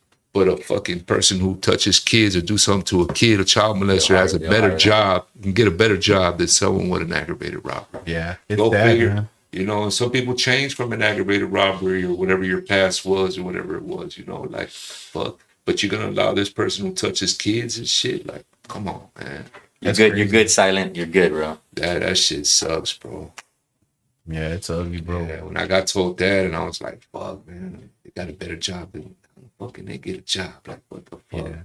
I lost opportunity for a bunch of good jobs because of my background, man. It fucking sucks, man. That's what sucks, that robbery on me, man. You know, that's the only thing, you know. And they always say they can get it expunged and this and that. You think it's true? Fuck, no, not no aggravated robbery. Certain cases you can cannot, but aggravated kidnapping, murder, arson, something else, there's about 4 or 5 that you can get expunged. Yeah. Some other ones that you can get expunged. I was pretty fortunate coming over here to Texas. And when I got out, I came over here to Texas, right? And I got good jobs, bro. Yeah. You know? Yeah. The fact was that I spent all that time in there. After 10 years of doing your time, they expunge your record. Oh, okay. You know what I mean? But they put you on parole. Now, if you violate your parole, all your back data comes back into the machines of the cop cars, and you're active now. And then all your rap sheets on there. But if you pass parole and you don't get it back on that computer, you're clean. You know what I mean? Your record is expunged. As far as, you know, you can get a job. I even put a job where I work for AT&T and then, you know, the federal government job, you got to get in there, right? You know, the background check and all that. Mm-hmm. I passed it, you know. My CDL license and all my records clean for driving and all that. Back then I had high chase speed with cops, shootouts and stuff back in the days, right? You know, so all my records were pretty bad, you know, back in the days, but they cleaned all that stuff, man, you know, after 10 years. So can you buy a gun legally now? Now I could. For real? Yeah. Man. And I just got off parole. You know what I mean? Vote now. I haven't had a felony in 14 years. I haven't had a felony in 14 years. I can't vote, and I still can't get a question. I can vote, but I can't vote, and I can't own a gun for the rest of my life. In 2013, I went down, but ATF got me. Don't stop us with those the crossbows with the nice little with a scope on it, the one that you just pull. Yeah. Deadly, brother. Deadly. I tell you that 275-pound draw or something. Yeah. Hey, that thing go in and out of a bear like butter, bro. Mm-hmm. But they sell those high-powered air pistols. Have you seen them? Oh yeah, I seen them. I've been looking, but they're expensive. You can carry those. They're like $800 a G-Stack. The one he's talking about. Hey, but they're deadly, bro. Oh shit. Yeah. It's none but air, right? With those, but they're not considered firearms. Mm-hmm. That's why, like, you know, if Trump becomes president, I'm gonna write a letter to him every week, bro, to pardon my ass, cause I'm tired of fucking living like this. I can't do nothing. I can't fucking, you know what I mean? Every time something happens, like my record always pops up. You can't get a loan because of this. You can't do this. I couldn't even get fucking life insurance, bro. Oh man. Yeah, they told me straight up. They told me now I could, but I think it was 10 years after your last incarceration. Yeah. So 2023 we're already 2000. Yeah. So I can get it now, but I tried a couple years ago. They no, you can't get it right now until 10 years after you're charged. Like fucking life insurance. Like what kind of shit is that? You know? Just throw you in the pit, bro, and serve you in some brisket sandwiches. Yeah. Fuck it. I just want to live a fucking normal life, man. I want to be able to carry a gun. You know what I mean? I got a business, man. What am I gonna do? Some fool walks in there and try to rob us and shit. You know? Go figure. You know, you figure you do something like that after 10, 15 years, or like he said, after 10 years of no convictions, no felony convictions, nothing, just clean skate. that they'd be able to grant you back, like, hey, you know, you can carry a firearm or something. But it's only certain cases that you can get expunged like that. Yeah. So what's y'all's favorite weed strain? Oh man, I'm not gonna lie, I got some medical shit from this dude. I'm not a big smoker like most of y'all here, so but the shit that I have smoked, it was called Penny dropper. it was called blueberry muffin or some shit like that, bro. I'm not gonna lie, dude, that shit was real good. It was just right for me. That sounds like a sativa. Just right for me, bro. I've been on this animal face right now. It's crossed by seed junkie genetics. Mm-hmm. It won a cannabis cup in 2022. No shit. Been on that right now. It's some fire, man. Yeah. But my top 3, I would have to say, which me? Yeah, it's always my top 3 I know favorite. You're indica. I know you. Hell yeah. You don't like no sativa. Kush, cookies, and OG strains. Yeah. Those are my favorite ones, man. The cookies, they never disappoint. None of those 3 never disappoint, man. Yeah. OG Kush, OG Skywalker, San Fernando Valley, that's a good one también. Those are all heavy hitters. Yeah. Fucking that motor breath I was bringing too. That shit was motor breath good. From the Jungle Boys. Yeah. Oh yeah. So I'm not naive on these chemical stuff. You know what I mean? You sounded like eating some kind of cookies and stuff like that, right? It's a whole different thing. But what is it? Do they put like chemicals on the weed? It's just how they're grown. Yeah, they're just basically. Now they could actually grow it legally without government breathing on them in certain areas. So that's why they could actually more like mess around with it, kind of farm it up better, make it stronger. Shit, but you need that male, get the pheno. You got to get that phenotype. Once you got a nice smell and you got your female, say you got like an OG here, but then you got like a cookie something here, where you're gonna get the phenos and stuff. Well, you gotta cross it with the female. Basically, it's some type of little procedure where they blow the little pollen or whatever into the female, and you know they geek and tweak with these new strains and. Yeah. So many different different flavors are coming out. It's ridiculous. Stick to Reggie. I'm good with that. No, but Reggie's and now what I heard now what they're gonna do in Khalifa is start bringing back some of the old school strains, like the funky silver lemon haze, the old school purple haze. Yeah, the hazes are good though. You know what I mean? Like they're gonna bring back like the old White Widow. Some of them funky flavors they need to bring back, brother. They need to. To me, I think edibles are the worst, bro. I don't know if y'all fuck with edibles, but like. Hey, bro, I tried them a while back, dude. Oh, dude. And edibles, for some reason, dude, they fuck me up too much, man. I don't know why. Dude. Like, sometimes it's just too much where I'm nauseated, you know? I remember one time we had a party at my house and we were all smoking whatever, and I hit the rig a couple times, took a couple dabs of that oil and shit. Remember those syringes back then? The little droppers? Yeah. Man, that shit was fucking strong as fuck. And then I ate an edible. Then I went to bed. I woke up in the morning, man. I was like drunk, bro. Like I felt drunk. I took a shower and I was fine. I was like, all right, I feel good. Yeah. I went to the taqueria, man. I never eat 3 tacos. I only ate 1. I ate 3 tacos. I mean, finished them and all, right? And then I'm driving to go see my grandpa. He was dying and stuff, right? Pobrecito. And I want to go visit him. And man, dude, I passed the Harbor Bridge. Right when I went up the Harbor Bridge, I was fine. When I was going down, it kicked in all over again. Ooh. Heavy. And I was driving and I felt like I wasn't, I wasn't right. And I said, man, am I speeding? Dude, I was going 45, 50 and a 75. I told him, I said, man, I better go home, man. I was like, I'm going to be over there. My grandpa, he's dying, he's on his deathbed. Everybody's crying. Everybody's sad. And I'm over here all paranoid and all, that I never did edibles after that. It was just too much. That's what I don't like about them. They made me paranoid as fuck, bro. Well, the thing with the edibles, they said that once it hits your liver, once your liver starts breaking it down, like it amplifies worse. And then plus I already had smoked all that other shit too with it. So it was just too much for me, man. I think 500 milligrams gets me perfect, brother. 500 milligrams, I'll knock out good and sleep like a baby, man. Some people, I know a homie that eats shit. He eat like 1,000, he eat 2 of those. I know some person just 250 milligrams, they're okay. I know another person, just all they need is 100 milligrams. Ever since COVID, man, when I got COVID, I can't even hit a dab anymore, man. No. It fucking fucks me up. Like, not even like a good feeling. I'm talking about like my chest, man. Like I'm choking and shit and dying. I just can't do it no more, man. But it wasn't like that until I had got COVID afterwards. I just can't. Okay. So I just stick to flour, man. Yeah. I remember back in the 80s when I was in California, Califas right there, they had angel dust, PCP. Yeah, no. Is that, did it come over here in Texas? Yeah. Oh, is it? And that's what they were smoking more than weed over there back that time. And I was one people walk around like zombies and stuff. You know what I mean? I was going, but I never heard anybody smoking it over here or talking about it. Yeah, but it was never that big. There's people that did it, but it was never that big. What was popular, I remember, was everybody was smoking that the wick shit, that embalming fluid. Yeah. I remember people were smoking that zombies. shit. Yeah. Yeah.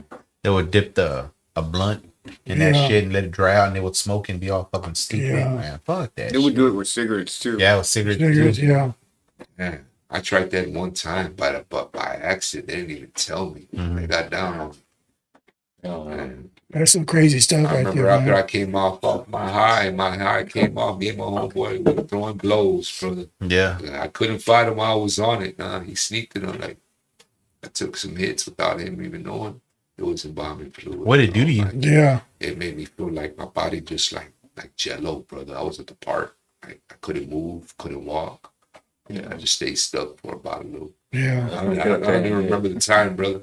Yeah. Like, to be honest. Yeah, you're sitting ducks, man. Yeah. Over there, you know, like, Levi's, you gotta always be on guard. You know, you have your piece there because, you know, neighborhoods will come across, you know. You're there standing out there like, you know, you can't move. You're like target, you know. So a lot of people are getting shot up just because they were on that shit. You know what I mean? They're all And fucked Angel up. does a big thing in Califa. Yeah. It's a big thing Yeah. over there. The crank también. What are these drugs where you see these fucking zombie licking people on K2, man. Like, People still doing that here in fucking crazy Corpus? shit, bro. Beats me. Because man, I remember going down Staples, down almost towards this way. You see motherfuckers like hanging upside down, pretty much like this on the It's still benches around, and shit, and all fucked I saw up. this one chick like going like this, like just doing all this weird shit, and I was like, God damn, she's on something strong, bro. Like, just she didn't give a shit. A friend of mine said that Crazy. he had tried it when it first came out, and he said that he had leaned forward and he said, "Dude, I swear, man, I felt like something popped in my brain, like I felt it, dude." And he said it freaked him the fuck out. Yeah, that I ain't was like, good. "Fuck that shit." That ain't good. I know there's a couple of parks where you see about 15, 20 of them all hanging out, smoking that bullshit. And it's cheap as fuck too, man. I know a lot of people that were crackheads and heroin addicts. They quit that shit because they said the K2 was better and it was cheaper, $5 a gram. Yeah. Or to kick a drug habit that they were on, they went to that nasty ass K2 just to try to kick off. And like you said, it's cheaper. Yeah. Yeah. I know Silent used to be bad on that shit, man. He'd be T-Rexing or his arms go up like this. And yeah. I tell my daughters, man. I mean, you know, these kids are young, they do drugs, but I mean, some of their friends are gonna try to introduce them to pot. I don't give a like pot to me ain't even a drug, really, bro. You know what I mean? I don't see nothing wrong with that. Yeah. I tell my daughters, you gotta watch out now because people put shit in it. You know, Yeah. like you said, they could lace it with fucking angel dust. But You don't see them roll it yeah, up. dude, it ain't good, man. Yeah. Embalming fluid too, like you Yeah. said. Like I tell my daughters, don't trust nobody, man. Don't take shit from nobody. And now You had smoked someone accident too, right? People Yeah, get sprayed yeah. on your dro, and then you smoke your dro, you think you smoking dro, and it's sprayed with K2. Yeah. You know, That's fucking scary, that's man. scary, brother. No, a guy that gets bad seizures now because someone fucking sold him some weed that they had sprayed with some of that K2 shit. Yeah. That fucked him up, and now he has seizures every once in a while. So there was a young dude that all I knew he did was smoke pot. He didn't do coke. He didn't do heroin. He did nothing else. Young dude in his 20s. A video gamer dude. He was working for a buddy of mine. They make movies and shit. And he said this kid went home to go smoke with his other buddy. They worked together for my buddy. He said he told his other buddy he wasn't feeling good. He's like, I don't feel right. He's like, well, what do you mean? He goes, I just don't feel right. I'm gonna go to bed. Never woke up. Yeah, man. So who knows what the Scary, fuck man. they put in his shit, bro. Yeah, like I said, man, that fentanyl shit is pretty bad right now too, man. A lot of people fuck with that shit. And they put out a little message to the young people out here, or not even the young people, just to our people, period. Yeah. Yeah, anybody listening to this broadcast right now, watch y'all's loved ones, you know, kids out there. If you see them sneaking away or falling asleep a lot, you know, as parents, be snoopy, you know, Yeah. go in there and see what your kids are doing, you know. You got every right if they're 10, 12, 13, 14, 15. I don't give a damn. My kid's 18, 19, I'm going to be snoopy. Yeah. You know, just, we just got to be aware of that, man, because it's killing a lot of our people, man. Yeah. It really is. I have a relative, whatever, that he had, like I said earlier, he had did 2 bumps, whatever, of some soda. put him out for 3 days, man. That shit ain't no fucking soda. Brother. Hell nah. It just took us damn straight. Lucky he woke up, man. 3 days, knocked the fuck out off that Yeah. shit. That's fucking crazy. Lucky man. he didn't have to put a Narcan in his head, you know. I think he could have died when he had a high tolerance or something. Yeah, oh no, he has a real fucking high tolerance. fucking He does insane. everything, man. Wow. Yeah, I have another family member like that, man. That dude does done every drug, but it's weird, bro, because I guess he's addicted, but he's never done no shady shit for it. He's never ripped nobody. He doesn't steal from nobody. He'll go cut grass and do this and do that. Like, I respect those ones more. Yeah, you know, I miss the old school crack kids, man. I do. Fool. They come around. Hey, man, I'll cut you out $10, man. I do this. These fucking dope fiends, they just rob you, man. They riding these little sisters' bikes down the hood. Remember what happened to the kids riding the bikes? Nowadays, you got no but flunkies and dope heads. Yeah, you see them coming on their bikes and people who want to ride a bike to exercise, not y'all, but grown men through the hood. You already know what I'm talking about. They on a little 12, 13-year-old little bicycle. What you got, man? What you got? What you got for So in something? the body, when I see them all the time, watch out for them, bro. Shit. They Watch out for quick, them, brother. baby. They Yeah. slicker than baby oil, man. They slick, brother. They'll slither in your yard, bro, and take some shit. But I respect the ones who got habits, who work for it, or hey, you know, you need this washed or whatever. No, that you know, we know 'em from the hood. You gotta hustle. Yeah, I respect. They're them. honest crackheads. Yeah. The ones you like. Like those are the But ones. this new drug with the fentanyl, it's killing these people, man. Yeah, it's happening though. Have you seen that other drug, that crocodile shit? Oh shit! That's I think it was like sounds in scary. Florida and shit. It was a substitute for heroin. That Waka Flocka bull crap. Well, they injected, and all of a sudden, dude, their fucking insides start rotting and shit. Oh my That goodness. Trek, Yeah. that Trek stuff. Dude, I seen this guy's leg, dude, and he was still alive like nothing. He was homeless, but he was shooting that shit up on his legs, man.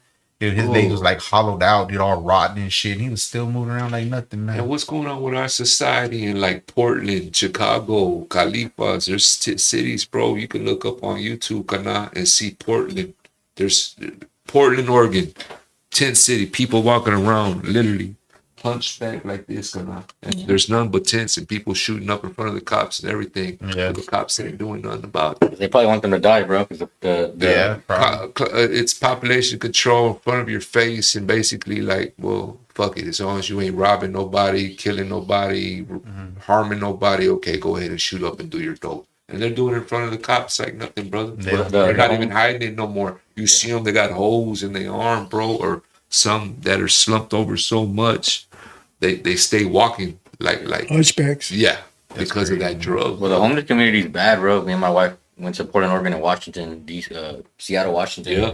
Beautiful cities, man. Beautiful fucking places, dude. But so much homeless, bro, on the side of the freeway. You don't see that shit here. There's literally tents lined up on the side of the freeway. Yeah. Downtown tents right in front of See it, bro. businesses. Everywhere, bro. And it's like, damn, it's not even this bad in Texas, dude. But Yeah. it's worse over there. But you said they're drug addict, motherfucker, just I sitting there, saw, bro. Like, I saw a documentary Laid out, bro. in Vegas, man. They live in the tunnels and shit over there. They got like a homeless community in the tunnels and stuff. They live in there. That's fucking crazy. All shooting up, doing dope in the tunnels. And they probably don't care. They probably want them to die. And shit, Some you know more what I mean? people there used to have functional families, Yeah. have a family, have a house, have a job, and Vegas just ate them up, brothers. yeah, You know, What do you think caused all this? I'm thinking Biden. the drug Biden. You know, You're getting warm, bro. You're getting warm. Biden and Yeah. shit. I can put my peace of mind. I think China got a good input onto this and Yeah. pushing it through the cartel, and then the cartel getting blamed for this fentanyl crisis, while China's looking back from the inbox, from the outbox, and just looking how our economy is just cracking, brother. shit. That fentanyl you can get it for people- $14 a key, man. And- 14 fucking dollars. And people want to blame us, Mexicans. Oh, it's a Mexicans. This is blame China. That's where it's Hey, coming. it might even be our own government, bro. Yeah, It you is never our know. own Fuck about government. us. You never know. How are you gonna kill they're trying to kill the population. They've been for Well, years. that's the thing I don't understand, dude. They're blaming the cartels. Why? That's a bad business move, killing off your customers. You You know, know, what I bro. mean? It don't make no sense to me. Our government's most crooked, bro, and they are.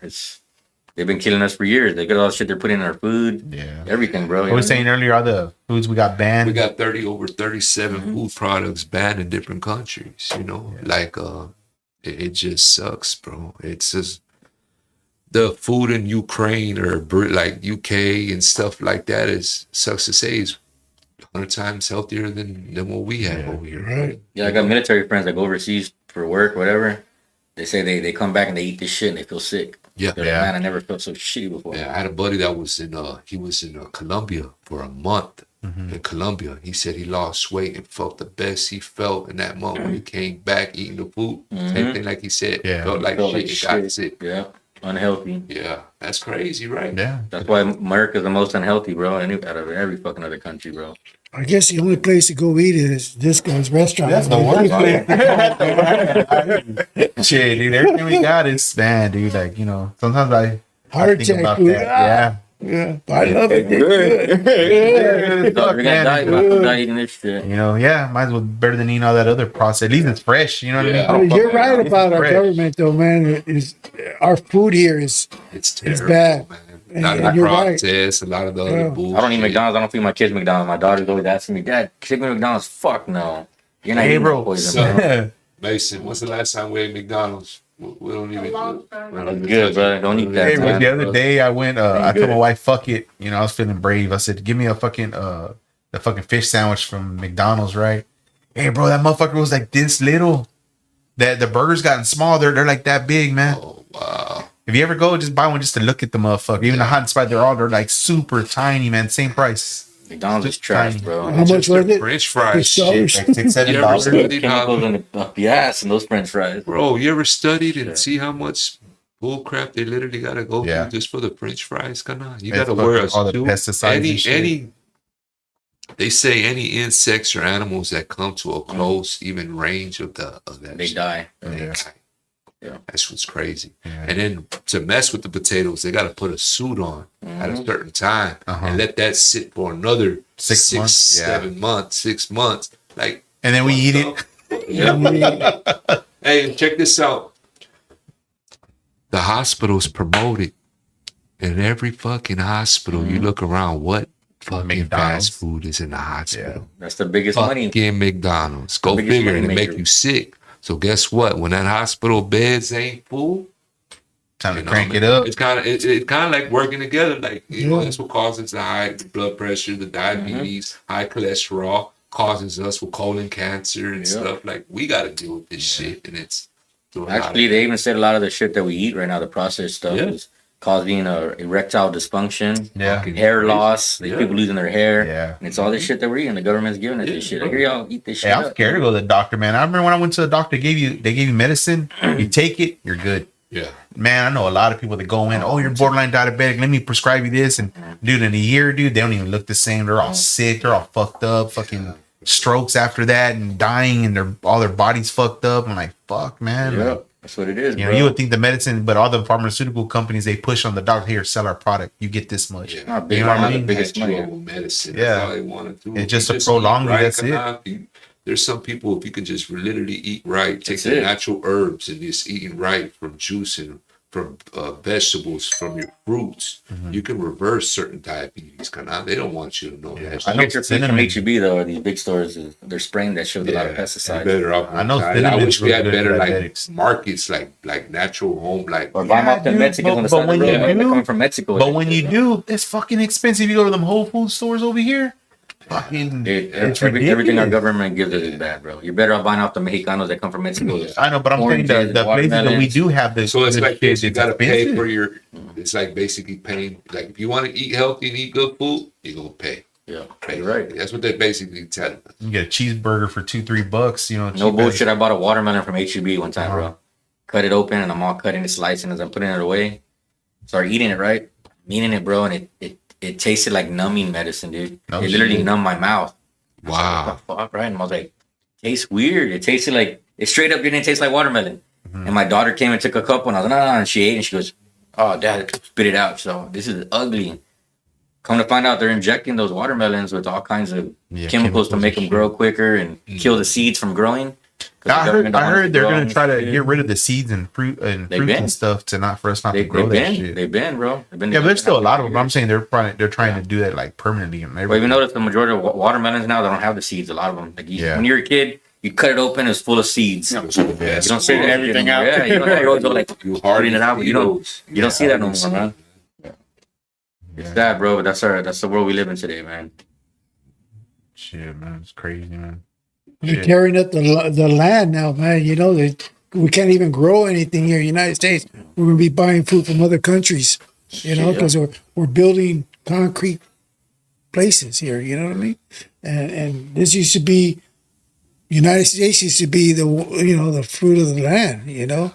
Ain't no more. Now it ain't the land of the free. A thousand of acres of land. Can you guess? Yeah. Bill Gates, Elon Musk, all them rich ass dudes. Yeah. Building underground bunkers, all that shit. China is buying thousands and thousands. And why the fuck is United States allowing these, no offense, these rice cupcakers to buy thousands and thousands? Debt with them so bad. Like, but see, but let us, can we go? We can't even go get 100 acres of land in their country. We can't even get 100 or 50 acres of land in their country, but they can come over here and buy like 1,000, 2,000, and look where they got them set up by. If you pay attention, they're about 300 miles from a base.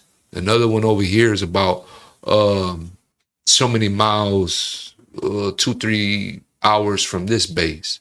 So you're really paying attention. They're buying shitload of lands by certain military bases, brother. Mm-hmm. So is it on purpose? Is it strategic?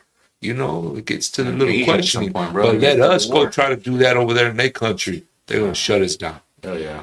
They're gonna. Sometimes I think, man, if it's a strategy, whatever, how like a bunch of the males are weak now. You know what I mean? Like, who's gonna protect this country later on, man? You know what I mean? You got all the hardcore motherfuckers, Russians and China motherfuckers, and you know they ain't fucking around, dude. They're out to fucking kill. They're fucking killing machines. And we got all these dudes crying about they don't know if they're a guy or a girl or what the fuck they are. You know what I mean? What the fuck, man? You know what I mean? That's the president everybody wants to vote for. Hey, you know, listen. Everybody wants to vote for that, but it's all good, man. To each their own. You know? Yeah, dude. Fucking America needs to wake up, man. All personal shit. Tighten up, man. America needs to tighten up. Politicians and whether religion is one thing everybody wants to argue about. Yeah. They're trying to guess by. I'm native, so I don't believe in that crap. Yeah. You know what I mean? No. You know, the the government stole from us already. They raped us from us. So why should we believe them anymore? Yeah. They're always taking something away, you know? That's what my great grandma would say. It was my mom's mom. They're like, can't remember what great grandma, what tribe they were from. She's old. She lived to be like 110. She was old. She looked like an Indian. You see the difference back then? How the elders back then can live over 100. Now the men here are dying at 70. 40. I have one boy dying at 40 already. That's scary, bro. And the women are dying earlier as well. You know what I mean? So the production of making babies is coming less and less now. Oh yeah. You know? And why are all these kids coming out like autistic and all this shit that's they got these medical issues born with them? It wasn't like that back then, man. It's all this shit they're injecting us in these vaccines and the shit. Did you get that COVID shot? I didn't. I got when COVID first came out, the vaccine, they did the 2 shots with Pfizer. I did the first one. I just didn't feel right after that. And they were calling me for the second one. I never went back, bro. I never got none of that shit. Never went back. What shit? Got sick and still after the shot. Yeah, and I heard people were getting sick after the second one. That's why I was like, nah, I'm not gonna ever go back. I know the one dude that died from it, man.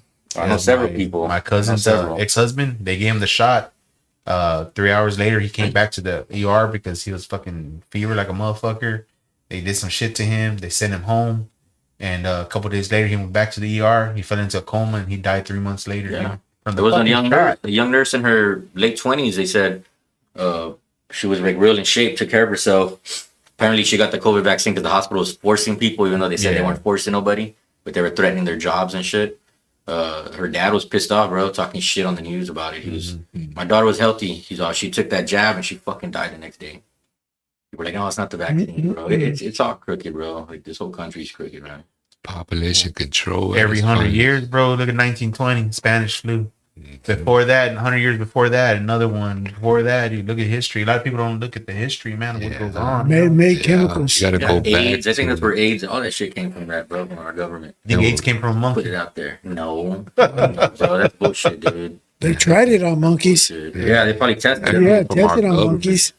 Yeah, because where this COVID shit come from, dude? That shit ain't natural. From our government, and then you're gonna have a China too, like you said. What did he say? All the rats and all that shit. You're gonna have what is it called? an injection or a insulin for it, or what is it called? A vaccine for it already, less than 2 years. Come on, man. Make it make sense. Yeah. So many people died that they're saying from World War I, World War II, more people died from the COVID than all the world wars that we had, even. No shit. Yeah.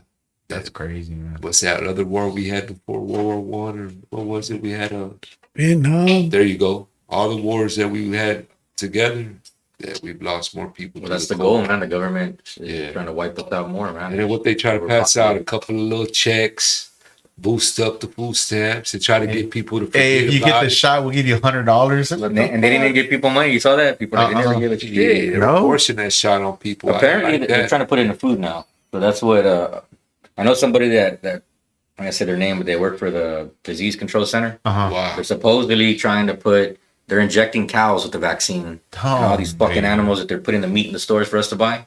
So they're trying to get us in. They're trying to get it in us regardless, man. That's all he said. So that's the plan. They're trying to get in us regardless. And all these people that were all people that didn't want to get the COVID vaccine, now they're feeling stupid because people are getting rapid cancer. People are getting fucking strokes, heart attacks. Yeah. They're getting blood clots. It's all this shit going on, bro. People that never had diabetes are getting diabetes now. But yeah, there's everybody's nowadays. They follow a trend. They see everything on the internet and they believe it. And they're puppets, man. People are just puppets today, you know. These Indians and these Native Americans were like, we're not taking shit that the government's giving y'all. Yeah. We're gonna die. We're gonna die because that's what we're supposed to do is die. That's why we have our own Soviet land, so we can, grow our own food and eat from the ground that Mother Earth gave us. You know what I mean? My wife and her, her job at the time threatened her, and she goes, "I'm not getting it." I said, "You don't have to. Don't get it if you don't want to." And she told her job, she said, "I'm not getting it. It's against my religion," and they believed her. She's I'll never get that jab shot, but yeah, that's just how bad it is, man. That's what this world's come to, bro. I think we're in our last days. Honestly, I really think some shit's gonna pop off in the next 5 years, man. Yeah, and the ones that are gonna suffer are the elders of tomorrow. Yeah, that's exactly. We want to see them grow, We want to see our kids grow, and we're gonna be going just like that within another 20 more years. You notice how families aren't even close anymore? Oh yeah. It's crazy, bro. When I was growing up, everybody was real close, and now everybody. Your sisters are talking shit about you. Your brothers are talking shit about you. Your tios. Your own fucking friends, man. Yeah. Shit, your own fucking friends that you know for a long time. I'll be honest. Fuck all my family. All my cousins, anybody watching this. F y'all, it's me, my kids, my mom. That's it. Rest in peace. I got all my fucking fake ass friends and my fake ass family members too. Fuck all y'all too. Yeah. What about Silent? I'm doing me. Silent, you're okay sometimes. Shit. Even though he stared at you in the shower. Even though he showers. The gazer. The gazer. And he said he's Indian too, right? Silent, you're Indian. What kind of Indian are you? He's lying. He said he had a little bit in him one time. He said his name. I doubt that, man, because I already know the Indians doing it. He said his Indian name was Peeping Cocks. Oh God, bro! It's a clown that he's go hard. Oh man, pobrecito. He stole it all. Silent. The silent combo, the caquero. I don't get why they call him silent. That motherfucker talks too much. Because when they raped him, he stayed silent. He didn't make no noise. I like his new Saving Silverman name though. It's cute. Silver's in a tram. It's because Martinez backwards. Silver because he has silver hair. He said all of them. Have you seen his TikTok videos? What do you think about that? He looks pretty. I'd hit it. I saw him with his eyelashes and everything. I was like, what the fuck, bro? Sparkly eyes and shit. Blue eyes. Find out. He said that girls like that. You think girls like that shit? What, eyelashes? The transgender girls. No, I don't know about the girls. I don't know about that. They identify themselves as girls. Hey, good one. There you go. The ones that identify themselves. They're not start wearing no dresses and shit. Yeah, I see that. That's it, bro. You're done. There you go. And how do y'all feel? I mean, honestly, just talk about that a little bit. How do y'all feel about that? You have daughters or just? I got 3 girls and 2 boys. How do you feel about a grown ass man? Oh. Going in the restroom with your daughter. I'm just. Man, I can't fucking do it. I don't care what people do. I don't care if people are gay. I'm not against gay people. Yeah, I got a lot of gay friends. Yeah, bro. my brother's gay. I have a lot of gay people, man, like around me in my circle that are friends of mine. I don't care what you do. Yeah, me but either, I don't man. think it's cool that they should be allowed because there's so many pedophiles that are gonna pretend being there. They need to Why take do you their think ass they to the go male inside the toilet. girls' restroom? though? Exactly. If you got a piece, take your ass to the male toilet. I don't Even in care. the gym. Yeah. They're saying in the gym, they're walking in there showering with these girls, and it's like, hey, dude, like, What'd you say, bro? Why do you think these guys are going inside the girls' restrooms like that? Because if they went in the guys' restrooms, sooner or later they're going to run into a guy who's going to whoop his ass inside that restroom. oh yeah, yeah. And then the women ain't going to beat him up unless, you know. I don't know. There's some women that will. Yeah, listen, yeah. Texas, yeah, you got some big girls here, man. You know what I mean? I mean, I just don't think it's right, man. I mean, Yeah, I don't if think that's it's the right case. either, man. Make up a whole nother restroom, and if that's Yeah. what they got to do, then they got to Then do yet it. they got to change the whole Mm-hmm. curriculum. I don't know, man. It's scary, man. It's scary, bro. It's I don't think it's right. I don't want no man in the restroom when my daughter's in there. You know, bottom line. Yeah. And I know all these people are voting for Carmela or Carmela or whatever the fuck her name is because she's approving all this and she wants to do all this shit. I mean, I understand she wants to give the gays rights. I'm not against that. Yeah. But don't give them rights to walk in the restroom with my daughters. You know what I'm saying? Walk in the restroom with your son, some female. You know what I mean? It's just weird, bro. It's not right, man. There's a lot of sick people out there, and now you're giving them the open door to go in there and allow them to do this. You heard they're trying to legalize pedophilia. That it's going to be what's it called? I'll what be is it damned they called? don't. Bro. A sexual preference. It's not. It's not bad. It's a sexual preference. That if a kid gives consent, then it's okay. How can a kid even get He consent? can go by alcohol, but he can consent to get, Yeah. Yeah, from a fucking he ain't even opposite fully sex. developed here. How you gonna, you know, that don't even. Wow. Yeah. Like I said, and I believe, man, because the way the world's changing, whatever, that shit will be legal eventually. Watch. It will, bro. It 'Cause the way already everybody's is in mindset certain is now. countries where these multi-billionaire millionaires are going to these gatherings. I bet you with a lot of underage children. And Oh stuff. yeah, that's a normal thing, dude. And Yeah. it's- They marry 14-year-olds, And 11-year-olds. California and you'd everything, be bro. surprised how powerful Normal these men are. But just to get their little giggles off on some freaking little kids, bro. Look at I that wish I thing. knew one of them get-togethers where I wish I knew. I'd pull up in that Hell moment and yeah. I act like I'm unattended, whatever. Hello, and tick, tick, I'll start plucking motherfuckers out. Look Nah, at it's Epstein, like bro. How long stupid. Epstein was doing that shit forever until Yeah. somebody, maybe he pissed off, just threw him out there. Nah, I think what happened with Crazy, him is bro. like what's happening to Diddy right now. He got too, You know, too hot-headed, and that's They how were it doing came it, out. but they say, you know what? Let's sacrifice the small ones so that the bigger ones keep going. Oh yeah, and You they're know what out I there mean? still. That's what it was. You know what I Everyone- mean? You don't think that he's gonna bring down some higher elite ones? Nah, they'll kill him. No, over he that would've shit, done it bro. already. Nah, they'll- Or when they hit his Yeah. house, and maybe they went to go take all maybe any evidence he probably could have had. Yeah. Baby, who knows? Really no telling with it. I'll be honest, dude. Those people are so powerful, dude. They'll be dead before that shit even got out. Oh yeah. Yeah. They'll be gone, man. That's what they do. They'll silence them. But yeah, it's sad, man. It's everywhere. Pedophilia is kind of normalized. Yeah. It's So I'm starting telling to people to get defend them. Like, normalized. oh, don't man. hit them. You don't got to do that. Let the law handle them. The law don't do shit, bro. Nah, they don't do nothing. Lock them up for what, a year or two, and they let them back out in the world. Yeah. You can't take that away from somebody, bro. Somebody loves to fucking molest and rape kids. Yeah. They're always gonna be that. You I can't ain't- take that out of them. I ain't trying to make no excuse for drug dealers, but I'm just saying if they get 20, 40, 50 life sentences and shit for drugs and shit, these pedophiles are getting That's what I'm saying. probation. Yeah, I It's agree. a fucking trip, man. I agree. bro. It's a fucking trip. It's just they throw them back out there, dude. They're letting them be. Yeah, what do you think about the whole SPM thing? Think you did it? I mean, honestly, dude, I don't know. I mean, who knows? That dude was coming up. He was a Mexicano coming up, and there's a lot of jealousy. I mean, who knows? Yeah. You know how people are, bro. Your own family's jealousy for you coming up. Yeah, I know. You know what I But, mean? but they got like I heard there was another incident. That's why the judge hit him with that 30-some piece, because there was another incident. He told him, "I see you in my courtroom again," and then again something else. You know, but it's he. You know how people just talk. You know, but the media just there's talk. this But I guy heard that there was does another podcast incident. called American Cholo. You gotta watch it, dude. He reads out his paperwork. It's bad, dude. He reads out his court paperwork. He reads it out. He went down on a 9-year-old while his daughter was in the bed with her. That was on the paperwork. Yeah, You know what I mean? I know that. And then I heard there was another incident too, right? he was on bond for one of them. Yep. And then he got caught with a 15-year-old. And that's when the judge gave him the 35. Said, Yeah. "Fuck that." And then he was picking up one of the little girls from the supposedly stripper. He was picking her up from middle school. She was 14. He knew about it. Kinda. Yeah, he had to have known about it, man. You know, everyone. So you think it's a sickness? Oh yeah, it's a yeah, disease. definitely. It ain't normal, bro. He said it. But you think they became like that because they were molested when they were young, and it fucked them up to be like that? There's something triggered them off. Something triggered him. You're not just, I don't think you're just born that way. Because how the hell you find a little kid attractive? That's fucking weird, man. weird. You know what I mean? That way. It's in his mind. It probably happened to him. Yeah.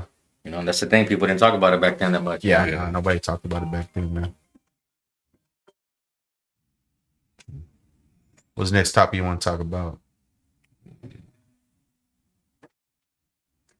Let's see what's going on out here with this youth and the situation.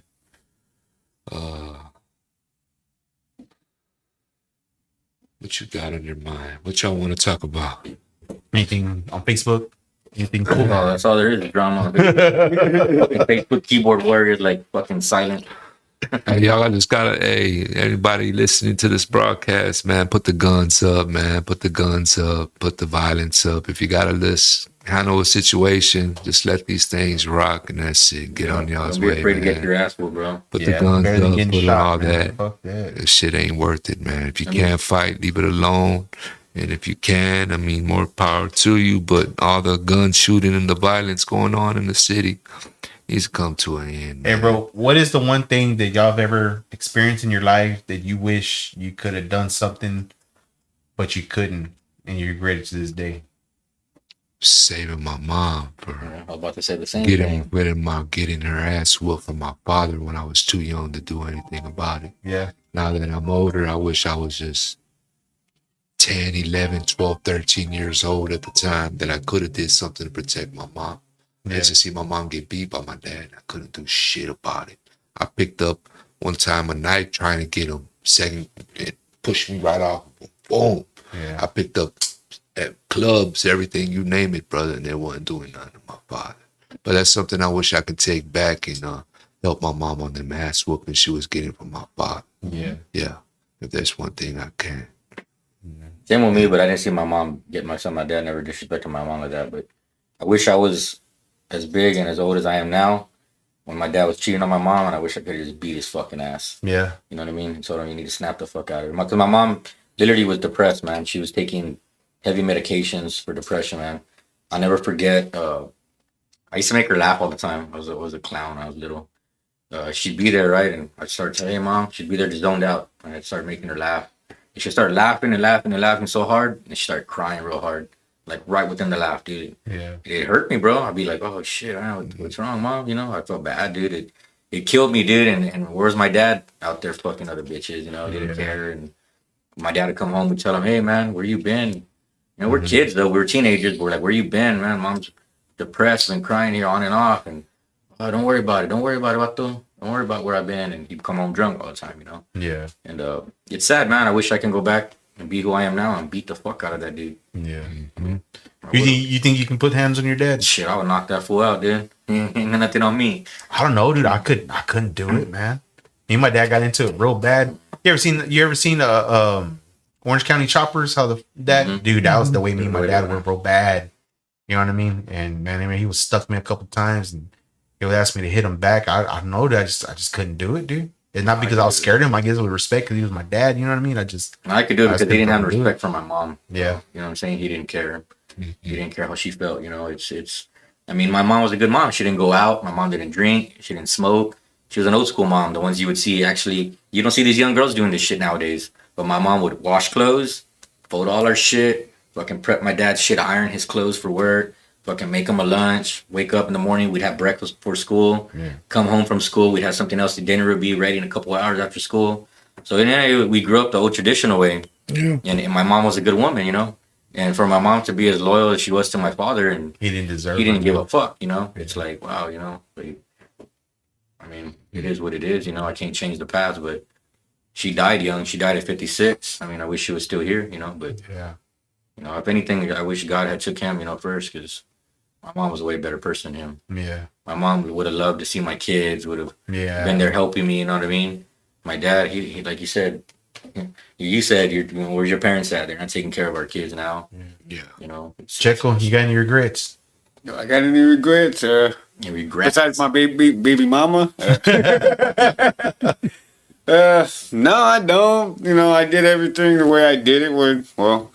I I guess if I would have just paid attention to my mom and not worried about what my dad was always trying to like approve to my dad, I should have just tried to make my mom happy and just. Yeah. I didn't think about it like that. I was always, I guess because I was always trying to look up to my dad and wanting, he was my role model. He was the only man that was in my life. That's why I am the hard worker that I am, because that's all I ever saw him. Get up, go to work. He's injured, he'll get up and go to work. It didn't stop him, and he went to work. But whenever it came to me, it was a different story. I guess he just had fun beating me up, I guess. But then I'm not mad at him. It made me the guy I am. I could take a mean fucking hit. People hit me, clock me upside the head with bars and shit. I'm still standing there. I know one day it's not, but even then, that's why I'm a lot different with my son. Like, yeah, I treat my son different. I show him the tough love, but I still show him that I love him because I want him to be a good man and show, like, I don't want him to go through the shit that I went through. He's a good dude. I saw the way you treated him when we were at the river. Yeah. You gotta be firm, but you showed love, so. You, Iceman? You know what? I can't say I got any regrets because I look at the regrets in my lifestyle. There were life lessons. So now these lessons that I learned throughout these years, right? Now I know how to fix them so it won't happen again. Yeah. That's why I try not to have those regrets or even think of a regret, I'm thinking, what can I do now to prevent regrets, right? So before I got out of, I was in Pelican Bay. I think I did doing 7 years as U-turn at that time, right? And in 1990, we had a couple of canales out in the street and stuff, you know what I mean? And I put the word out there, going back to the guns, right? And I told them, hey, there's too many drive-bys going on over there. Innocent kids and mothers and fathers are getting shot down to the bullets flying to the windows and all that stuff. That has got to stop. Before I step out, I want to at least help out in that way, And sure enough, man, those guys got all the biggest barrios together at the parks and said, hey, no more drive-bys. If you do a drive-by, you're green lighted. You can't go in and county jail. And that's it. You're through. So that happened right there in Orange County at that time. We started that in 90. 2 years later, LA did the same thing. So we stopped the drive-bys over there. And if that's what's happening here in Texas, somebody has to stand up and start saying, put this together and to stop the drive-bys here. The thing is over here, man, like, not everybody's not really united like that over here, man. This new generation, probably the past generation, yeah, but the new generation, these kids, man, they're different, man. They're fucking hard-headed. They just don't fucking listen. They just want to play video games all day and then go outside. We used to go outside and get hurt, remember? They rap videos. They only respect who they idolize. You know what I mean? Which is rappers, people on YouTube. These are all the rappers. But they should respect the fathers, the people in the household. Wow. They should respect that instead of, people that they don't even know. You know what I mean? So the respect starts at the house, I think, And a lot of people throw that respect out like it's nothing. Hey, man, you got to respect me. No, I don't. You got to earn respect, man. That's the difference between now and then. You know what I mean? And people they don't understand what's going to happen in the future to them as they walk that path, And I'm here today to tell you, hey, this is what you're looking forward to. Because you're headed that way. I see you loud and clear. You know what I mean? So it's something like we have to, as being a parent, and for this young man, we have to teach these young men what's how to be a man. Yes, sir. Because our parents didn't have time. If they did it wrong. Because that's all they knew how to do it back then. It was different. Yeah. Being schooled up with. Most of our parents weren't educated. They didn't go, pick up the schooling to use your mind to how to control you, or agree with you. Hey, that music it's a little wild, but it takes time for me to understand what you like out of it. You know what I mean? So there was no communication between you and your dad. You know what I mean? In that point, right. He was just thinking, hey, that's devil music, and I understand that. Yeah. Back in the days, that's something new, and back then it was oldies, and and something smooth, and panty droppers and all that stuff. You know what I mean? Now you want to go out to the edge, but he's wondering why. You know, maybe it's because it's something happened in the household and you were just trying to voice it out in a different way. Well, he didn't have a father to raise my dad. My dad was actually raised by his foster parents. So my dad's real dad was some military dude from somewhere else, and apparently my grandma was some type of prostitute. That's all I was told as far as that. I mean, we knew who she was. I knew who she was. We were there when she died. But my dad would go visit her still, even though she never really raised them or took care of him the way she did the other kids, his brothers and sisters. But my dad still loved her, you know. My dad was old school. He still showed her love and respect. And, you know, you don't see that. You don't see that no more. People don't respect you no more, you know, these kids. And these parents out there too, man, they're raising their kids to be gangbangers and sell drugs and be out there fucking thinking it's cool to have a gun and be saying, you know, my nigga's this, my nigga's that. Like, dude, it's not cool, man. It really isn't. You're allowing them to fail, you know. And all these kids, look at all these kids dying, man. They're getting shot left and right. Yeah, especially people like corpus, kids, man. you know, they're fucking shot. You know, mad over like, here. well, you allowed that, you know, you let you. I mean, if I had a son, I'll be honest. If I had a son, man, I would be on my son the way my dad was on me, but I would show him tough love, like he does his son. You know, my dad didn't show me love. It was just toughness. Don't be a pussy. Don't be a punk. Don't be doing this shit. Don't be doing that. But if I had a son, man, I would teach him tough love. You know, tough love, man. And I told my wife that she wanted to have a son with me, but you know, she was like, I don't know, man. I'd be strict with him. She's like, no, you ain't. She's like, yeah, I will. You know, it's just that's the problem today, man. The society, you know. I wish I would have had more boys and girls, man. I love my daughters to death, but I'm just saying because, God, man, I gotta worry about them, who they're gonna be with, who they're gonna be around, what's gonna happen to them. How these dudes are gonna treat you know what them. I mean? and Yeah, shit, you know what I bro. mean. And it's just like, fuck, man, I'm gonna end up going to fucking jail. Yeah, pick up a case. Hell yeah, because you know I'm the kind of person when I get mad, dude, I don't give a fuck, man. I know how you I feel. get to a certain point to where I just don't care and just I overdo shit. You know, I'm not like that no more, but I know when it comes to my kids, then that's a whole different fucking story. That'll Agree. fucking push it over the edge, man. And I don't want to be put in that position because of everything I already got everybody trying to knock my ass down from what I'm doing. You know what I mean? I know y'all seen Because they the see you doing story good, of- man. People just hate on you. You're coming out of that too. Yeah. Yeah. What's going on with that, dude? What happened with that? I just woke up yesterday. Was it yesterday morning? Yeah. I woke up and hey, I'm not a part of this beat, bro. That's y'all's thing. I mean, but I just saw his post about he tried to apologize and it sounded like he tried to apologize, but it didn't sound. It sounded petty. Nah, dude. And I was kind of like, wow. Okay. He was forced to do that apology, dude. You Who know, forced him? his fucking workplace because he made them look bad.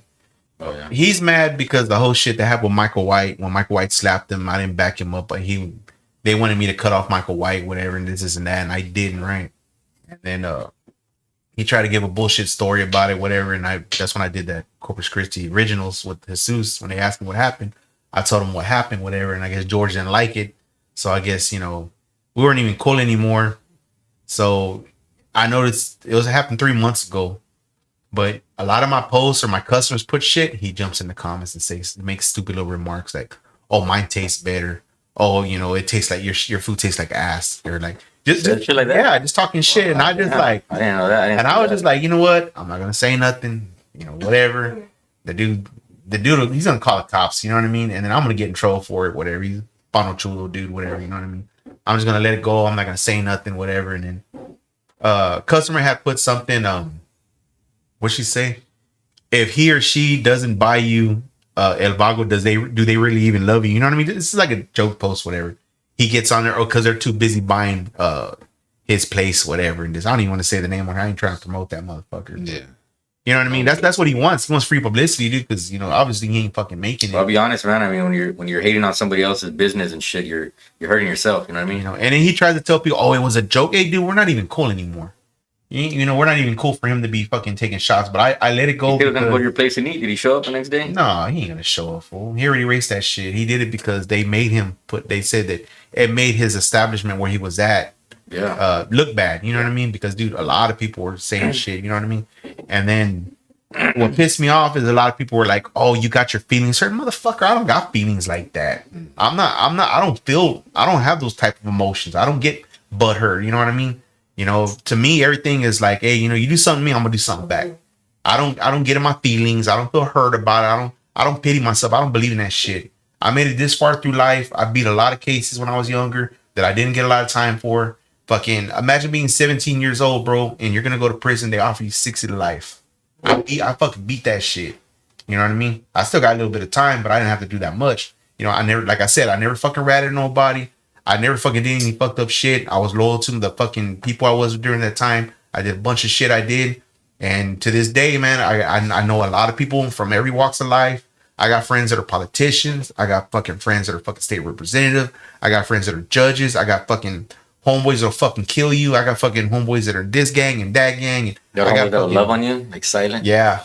And you know, like I know every walk of life, bro. You know what I mean? Like I know so many people, bro, and they know me. That's why a lot of people respect me because I'm a stand-up guy. I'm not gonna fucking I ain't weak, fool. You know what I mean? I'm not. You know, black or white, bro. Yeah, you know what I mean? I'm straight up. Like I'm a fucking asshole. I tell everybody says I'm an asshole. You know what I mean? Because I tell people what they don't want to hear because I tell them the truth. And you tell people the truth, that's what makes them hate you even more. Yeah. But I tell them the truth though, and I'm not telling my friends something because I'm trying to downgrade them or talk down them or I think I'm better. I'm telling them so they can get it through their fucking head so they can fix their shit.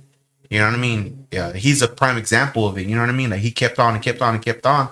So you know what I mean? Like that's why, like, you know, I put him on blast about it. And now he's losing customers over it because of it, you know? And like it's a bunch of shit, bro. You know what I mean? Like it just, and then the dude started kind of threatening me and shit, you know? Hey, bro, I got a lot of shit that I can destroy this dude's whole career. I got these screenshots on my phone. You know what I mean? If I wanted to be gotcha, I can put it out there and nobody will even look at that dude the same anymore, you know, because of it. But I don't, man, because it's not even fucking worth it. You know what I mean? It's not worth it, you know? Just let it go, man. So you're doing good. I remember when I met you, you didn't have shit, bro. You were living at your mother-in-law's with I just got out, kids, and all of y'all did. I remember you were like, man, I just need to get out of here. I need to get on my own. I just got out. You know what I mean? It's hard to get a job, so I stuck to tattooing for a long time. You know what I mean? I was detailing cars and then tattooing. That's what, you know, got me by because fucking child support también. We're taking $200-$300 out a week because of, you know, back pay and shit. And you know, I never got income tax. Fucking all went to back pay child support and shit. And you know what I mean? I had to do what I had to do to survive, man. I just like, you know, fuck, you know what I mean? I was younger. I used to have a lot of fucking money and I got used to that. I got accustomed to that. When you had to do the honest thing, you started seeing the reality. And it's even fucking harder than doing the fucking crooked shit. But see, that's the thing though, man. You were doing bad and people were there watching you. Nobody's helping you, right? Nobody's silent is called maturity. What boy, you still ain't even mature, man. Shut the fuck up. But what I'm saying is, like, when you were doing bad, people were there. Nobody was helping you. Nobody's fucking doing anything, bro. You know what I'm saying? Now that you're on top and you're doing better, like, same with me, dude. Like, before I had my own business, I do remodeling and everything. I do plumbing, electrical, all of it. I don't hire nobody to do none of my shit. When I first started, I mean, I'm not gonna lie, I was hurting too. We were both hurting. It was like I was losing my house. And, you know, it was bad, man. And, you know, I started coming up and I started seeing people's true colors. People started to show, even my own family. My own family started hating on me. No lie, man. They had asked me for help, do this, do that. They didn't want to pay me. They didn't give me next to shit. And I'm like, all right, cool. You know, it's whatever. I won't fuck with them no more. Yeah. But you just start seeing all the haters. And I got a lot of them, man. I had a family member. I haven't talked to him in years. He calls me, hey, how you doing? I heard you got a restaurant. Like, yeah. How's it doing? I was doing real good, man. We picking up. Oh, man, don't get too used to that, man, because you can fall at any time and this and that. I heard you only use small barbecue pits and this. I'm like, what the for real? Like, you call me for this shit? Now, hey, how you doing? How's the kids? How's your family? You know? And dude, I get hate from negativity. Yeah, man, I get that shit from a lot of people, man. And you know when people are hating because they're calling out what you have. Like, hey, bro, there's a lot of people here in town that have food establishments like me that I can fucking air out their dirty laundry on fucking hating that shit they did towards me, but I don't. You know what I mean, bro? You're coming up because if I talk about that, I'm promoting them. You know what I mean? So that's why I never spoke on that dude that kept messaging my like talking shit because I didn't want to promote him. But I just got tired of it. You know, I just got tired of it. I wanted to go kick his ass, but what's that going to do? You're going to get in trouble for that, and you'll get an assault charge. It was yesterday and day before. I got at least 12 phone calls from 12 different of my homeboys. Hey, bro, where's he at? I'll handle it. Don't worry about it. I'll go over there. I'll fuck him up. I'll slap the fuck out of him. You want it on video? I'm like, nah, dude, just let it go, man. It's not worth it, man. I was like, you know, the dude's going to press charges. Do you know what I mean? Like, look what happened when he got slapped, bro. I'll be honest, bro. Somebody's going to do a crime. They're going to do it slick. They can get away with it, man. Yeah, but my homeboys don't give a fuck. They don't care. I'm saying I'm warning the other one, your buddy. Yeah. I'm warning your camarada, the one that's loving on you, all this love on the internet. It's like, you know what I'm saying, dude? If people want to do something, they're going to do it, you know. If you're going to do something, you're fucking with the wrong people, you're going to do it, man. It's just... Yeah. Like I said, a lot of my friends, they don't give a fuck. They don't care. They go to jail. Don't let your mouth write checks your ass can't cash. Yeah, that's exactly what I told them. It's like it's like, hey, carnal, just bail me out, fool. I'll handle it. Like, nah, man, just let it go, fool. It's not even worth it, man. Like, he's falling on his own. You know, he made himself look stupid, you know? Mm-hmm. So, fuck him. You know, it happens, man. So, shit. Yeah, don't waste your time with that bullshit. Yeah, you know. Hate is real, man. It's never going to go away. My wife says ignore him. Fuck him. All you haters, man, get your own life, man. See how hard it is. But sometimes it's hard to ignore that shit, bro, because it's like like, you know, you keep getting that little jab, and you keep getting it, and you're like, letting it go. After a while, you get tired of that shit. I'm not the type of person to fucking put up with shit like that. You know what I mean? Long story short, I don't care how many of my homeboys that know this motherfucker get pissed off.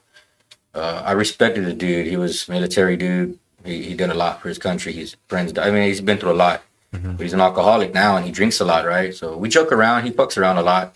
But he started disrespecting my wife, you know? He tried to call her, say she looked like a hoe and shit, right? My wife's not ugly by no means, good-looking chick. But what the fuck gives you the right to say my wife looks like a hoe? And I told him shit. That's some deleted shit right there. But when I went to his house, and I brought it up. He was already kind of drunk, and I said, "Hey, bro, I've been meaning to address with you what you said about my wife." Well, what did I say? So much of an alcoholic he is, I didn't remember. Nah, he's playing stupid. Well, he probably was playing stupid, dumb. Right? So I brought it up, and then he starts laughing. He goes, "Oh, I was just fucking around, bro." And I said, "Dude, you don't fuck around. You can fuck with me all day long, but you talking about my wife or my kids, it's a different story, you know?" Mm-hmm. So anyways, long story short, we're sitting there, and I had another homeboy there talking with him. And he's talking in conversation, and he stopped. Yeah, Mark's wife's a hoe. I looked at him, and I said, "Bro, I fucking told you, bro. Stop saying that shit, right?" Stuck his ass already. And he's all, "Ha, I'm just fucking with you, right?" And he's talking again. He's all, "Mark wife's..." Dude, right when he said that, I kind of snapped, right? He got up. He goes, "What the fuck you gonna do, bro?" And he's a big dude, big old stocky white boy. "What the fuck you gonna do?" And I said, "Well, fucking keep fucking with me, and you're gonna find out, right?" So he throws his cigarette, and he gets up, and he charges me, bro. And he's a strong ass dude. So he's shoving me against the wall, right? He throat chops me, and boom, I just hit him, bro. Fucking dazed him. He was almost fell on the ice chest. My homeboy helps him up. He comes up at me, "What the fuck? Why you do that?" And he swung at me, and I moved, and boom, I just split his eye open. All this blood started coming out of his fucking eye. But it's like, he's like, "Why'd you do that?" I was like, "Dude, what the fuck is wrong with you, bro? Like, it's respect, you know what I'm saying?" Like, yeah. But he was hating on me because he's not happy with his fucking wife, because he's mentioned it before, and it's like, I mean, that has nothing to do with me, you know? That has nothing to do with me, bro. Like, my wife, like, does a lot for me, and I'm not gonna let somebody just disrespect her, you know? So I would never. But it's just the thing, man. These are camaradas, people that I've done a lot for, and I helped them out. He's helped me out, and it's like, bro, like, just to see people acting the way they act now, it's like, what's going on, you know? It's just crazy, you know? It's the way I see it, man. Hey, that's my woman, that's my wife, dude. I don't let nobody. I don't give a fuck if it's one of my family members. I don't give a fuck if it's one of my sisters. I don't give a fuck if it's one of her family members. Ain't nobody gonna fucking disrespect my wife. You know, I'll fucking fuck somebody else for that shit. Fuck that shit. I don't play that, man. But it's like, yeah, there's a lot of people that talk shit and don't do shit, bro. But yeah, there's a lot of them. The point is, don't talk shit unless you're gonna do something, you know. So people are out there making threats and shit, talking shit. Don't say it, just do it, you know. So that's the old school way, right? That's it. Don't talk about it. You don't talk about it. You give out your hand then. Yep. If they see you coming. But that's the thing, though. Facebook created a lot of these warriors and shit. No, I know, man. Internet warriors, man. Fucking mouth, dude. Yeah, it's sad. Like this dude, he made a threat to me that because I told him, man, I said, "What are you gonna do? Call the cops?" He's like, "No, but you will be soon." Like, dude, shut the fuck up. Oh, I saw that. Yeah, I was like, damn. He's getting hardcore behind the fucking keyboard. He reminded me of Beavis when he said, "Are you threatening me? Are you threatening me?" pulling out the keyboard. Yeah. All right. Okay. Pinche vato, dude. Yeah. But he's quick to talk shit to women, though. I noticed that. I don't know him that well. I don't know him like that. What do you think, Mo? With what? Everything, man. You feeling good right now, huh? I'm just relaxing. I came over here, suited and booted. I smoked some Obama runs crossed with some cake. Obama Kush. You don't mind me asking who's? I mean, I know y'all introduce y'all, but how do you know him and how do you know him? I met him through the podcast. Oh, okay. Well, he goes to my restaurant. Oh, nice. Yeah, and we started. I saw his tattoos, and I already knew what's up, so I started talking to him. And I can tell when I look at someone from here, because I'm not from California. I'm from here, but I grew up around that crowd. All my homeboys were all califeros, you know, and they're sureños and shit. And so that's who I got down with. So I know, you know, the lingo, the cultura, and the how the tattoos look and shit like that. That's why I'm covered like this. That's just what I was, you know, into, whatever. And that's what my life was based on. And I saw him and I was like, man, this dude ain't from here. So we started talking and, you know, we became friends and shit. And I invited him to do the podcast. And Mo, I know Mo for a long time, man. I met him through some other homeboys, and you know, we smoked weed together and shit and stuff like that. And, you know, so I don't even know when I first met you, you had just I think just the detailing going on. Yeah, I had the detailing going on. After a little bit later, about maybe couple years later, then you jumped into the trade center and then had the little detailing. Well, I started the detailing in 2013 and it ended in 2000. I did it for 10 years on my own. Oh, dude, I was doing so fucking good, bro. But Hurricane Harvey destroyed me. And then right whenever I started getting a little bit better, COVID came and it ended it, bro. And I was like, fuck, there goes my dream. You know what I mean? Like, dude, shit, bro. One year I made 400 grand, bro. Like I was on top, dude. I bought 6 or 7 different cars in 1 year. You know what I mean? Fucking, we had 3 vehicles. Now we're down to 1.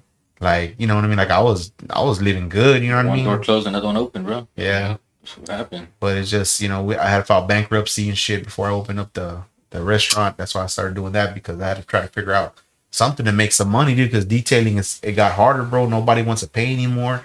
You got all these dudes coming out. They're doing everything real cheap now. You know what I mean? And dude, you can't do a badass detail for no $20-$30. You know what I mean? Like it just. It's funny. Even what I do, I have people tell me, man, that remodel price is high, and it's like, motherfucker, call a company and see what they're gonna charge you. And then look at the materials. The materials went up. You can't do it for this much, and it's like, no, like I'm already giving you a break, right?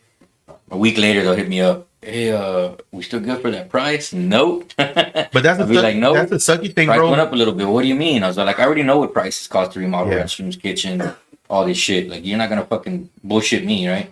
But people want to make you feel sorry for them. But it's not that, dude. They see that you're a mom and pops and you're not a corporation, so they want to take advantage. Oh, well, look, corporation, they really be getting stuck in the back. You know what I mean? It's like, that's just how it works. These corporations, it's funny because I have my own homeboys work for me, you know, like helping them out. These are homeboys that are, you know, not doing too great, so I try to help them out, you know, bring them in, pay them better than they'll make anywhere else, you know. Some of them start hating on me, bro, little by little. Oh, wow, must be nice to take off for about 2 hours and then come back. The motherfucker, I can leave and fucking go jack off and go to sleep. Hell yeah. I'm fucking paying your ass to do this. You know what I mean? I could do what the fuck. Like, who are you to tell me that? Yeah. You're using my fucking tools, bro. You're not using no cheap ass tools too. Like, where's your shit? You know, I'm picking you up. I didn't even pick them up, bro. Pick them up, take them to the job site. And they didn't want to be there trying to throw shit in my face, insults, and oh wow, it must be nice to be going on these trips. It's like, yeah, it is fucking nice, bro. That's why you should have done something. You're like, cabron, you know what I mean? I work for this. Oh no, your wife fucking does it. And I've heard it all. And one thing I hate too, bro, that you have a business, everybody thinks you're fucking rich. Everybody's fucking wanting to borrow money. Everybody wants this. Everybody wants that. And want. I don't hear give. I don't hear, hey man, you need help. Let me do this. It's always, hey man, what can you do for me? You know what I mean? Yeah. Motherfuckers never call you to hang out or just see what's up. You're all right. They want money and they want shit. Yeah. All right, man, we got like 2 minutes left, man. Anything I want to say? I love you. Say a lot. No, what, you don't say it back or what, dude? Come on, he said it. Damn, dude. What if I die tomorrow? You know I love you, bro. You know I love you, bro. That's all I wanted to hear. You took a Don't be afraid to tell a man you love him, bro. We're friends, dude. Shit, it's pretty sad when your own family don't love you. Oh, that's true, man. Hey, it's the worst, man. I got more friends that I consider family than I do my own fucking family. Because I don't fuck with hardly none of them. I got homeboys that are like, love like a brother more than my own, you know. Well, I shot him out all earlier. Remember I told you? I said it's just me, my kids, and my mom. Rest in peace to my brother. Yeah. That's it. You still got your bike? Yeah, I still got it. You gonna sell it? I thought about it. Hayabusa's fucking badass. I almost got rid of her for $15,000 in the Vago. Yeah. It was gonna come get. Hey, Spidey airbrush, dude, it looks fucking mean, bro. It's one of the coldest Hayabusas. What kind of bike is it? Suzuki Hayabusa 1300. The sports fast bikes. It's candy apple red with metallic flake. It looked like it came out of hell, man. That thing is badass, man. From the front fairing all the way to it's the whole bike is placazo airbrushed up, but cold, like badass, man. Bunch of no offense, man. I ride. I have a Harley. I have a badass fucking G'd up looking fucking flicked out Harley, but I rode a Hayabusa one time when I was working for a towing company. I had to ride it home. Fuck that. I'm scared of those bikes, Scared, man. bro. That bike has some power, dude. Yeah. Major power. You disrespect those bikes, man. Yeah, you gotta Kill respect them, brother. One thing I tell people: don't ever get on a bike drunk. Don't ever get on it mad. When you're pissed off, like at your chick or real pissed off, I'll put the keys away and just I'll jump in the truck or in the car before I jump on the bike drunk or pissed off. Have you hit the road yet on the street? A couple of times, but right now I got to park. And I told myself, man, I'm just gonna. I told my son when he sells it, he probably get about 20 G's, 25 for it when he gets older. What it's gonna be worth. All right, man, we're running out of time, man. Hey, thank y'all for coming, man. I appreciate all of y'all, man. Likewise, I appreciate the platform. Nice meeting you guys, man. Likewise. We'll do it again in a couple weeks, you know. Let's do it. I only did this today because we're supposed to have Chingo Bling today, but he's doing the Trump rally in Pennsylvania. Okay. So that's why I'm gonna do his Thursday, and I didn't want to. He's going for Trump. Yeah. He's a big Trump supporter. I guess that. So, man, we're gonna go ahead and end it. And thanks for watching. Check you out Thursday with Chingo Bling. Yeah. Chingo Bling. Your host, El Vago, owner, operator of El Vago Burger Barbecue, located at 4701 Banana Drive, Motown, Texas, Molina neighborhood. Welcome to the Volo Podcast, home of the black sheep and the outcast. Welcome to the Volo Podcast, no cap, true stories, what you know about that.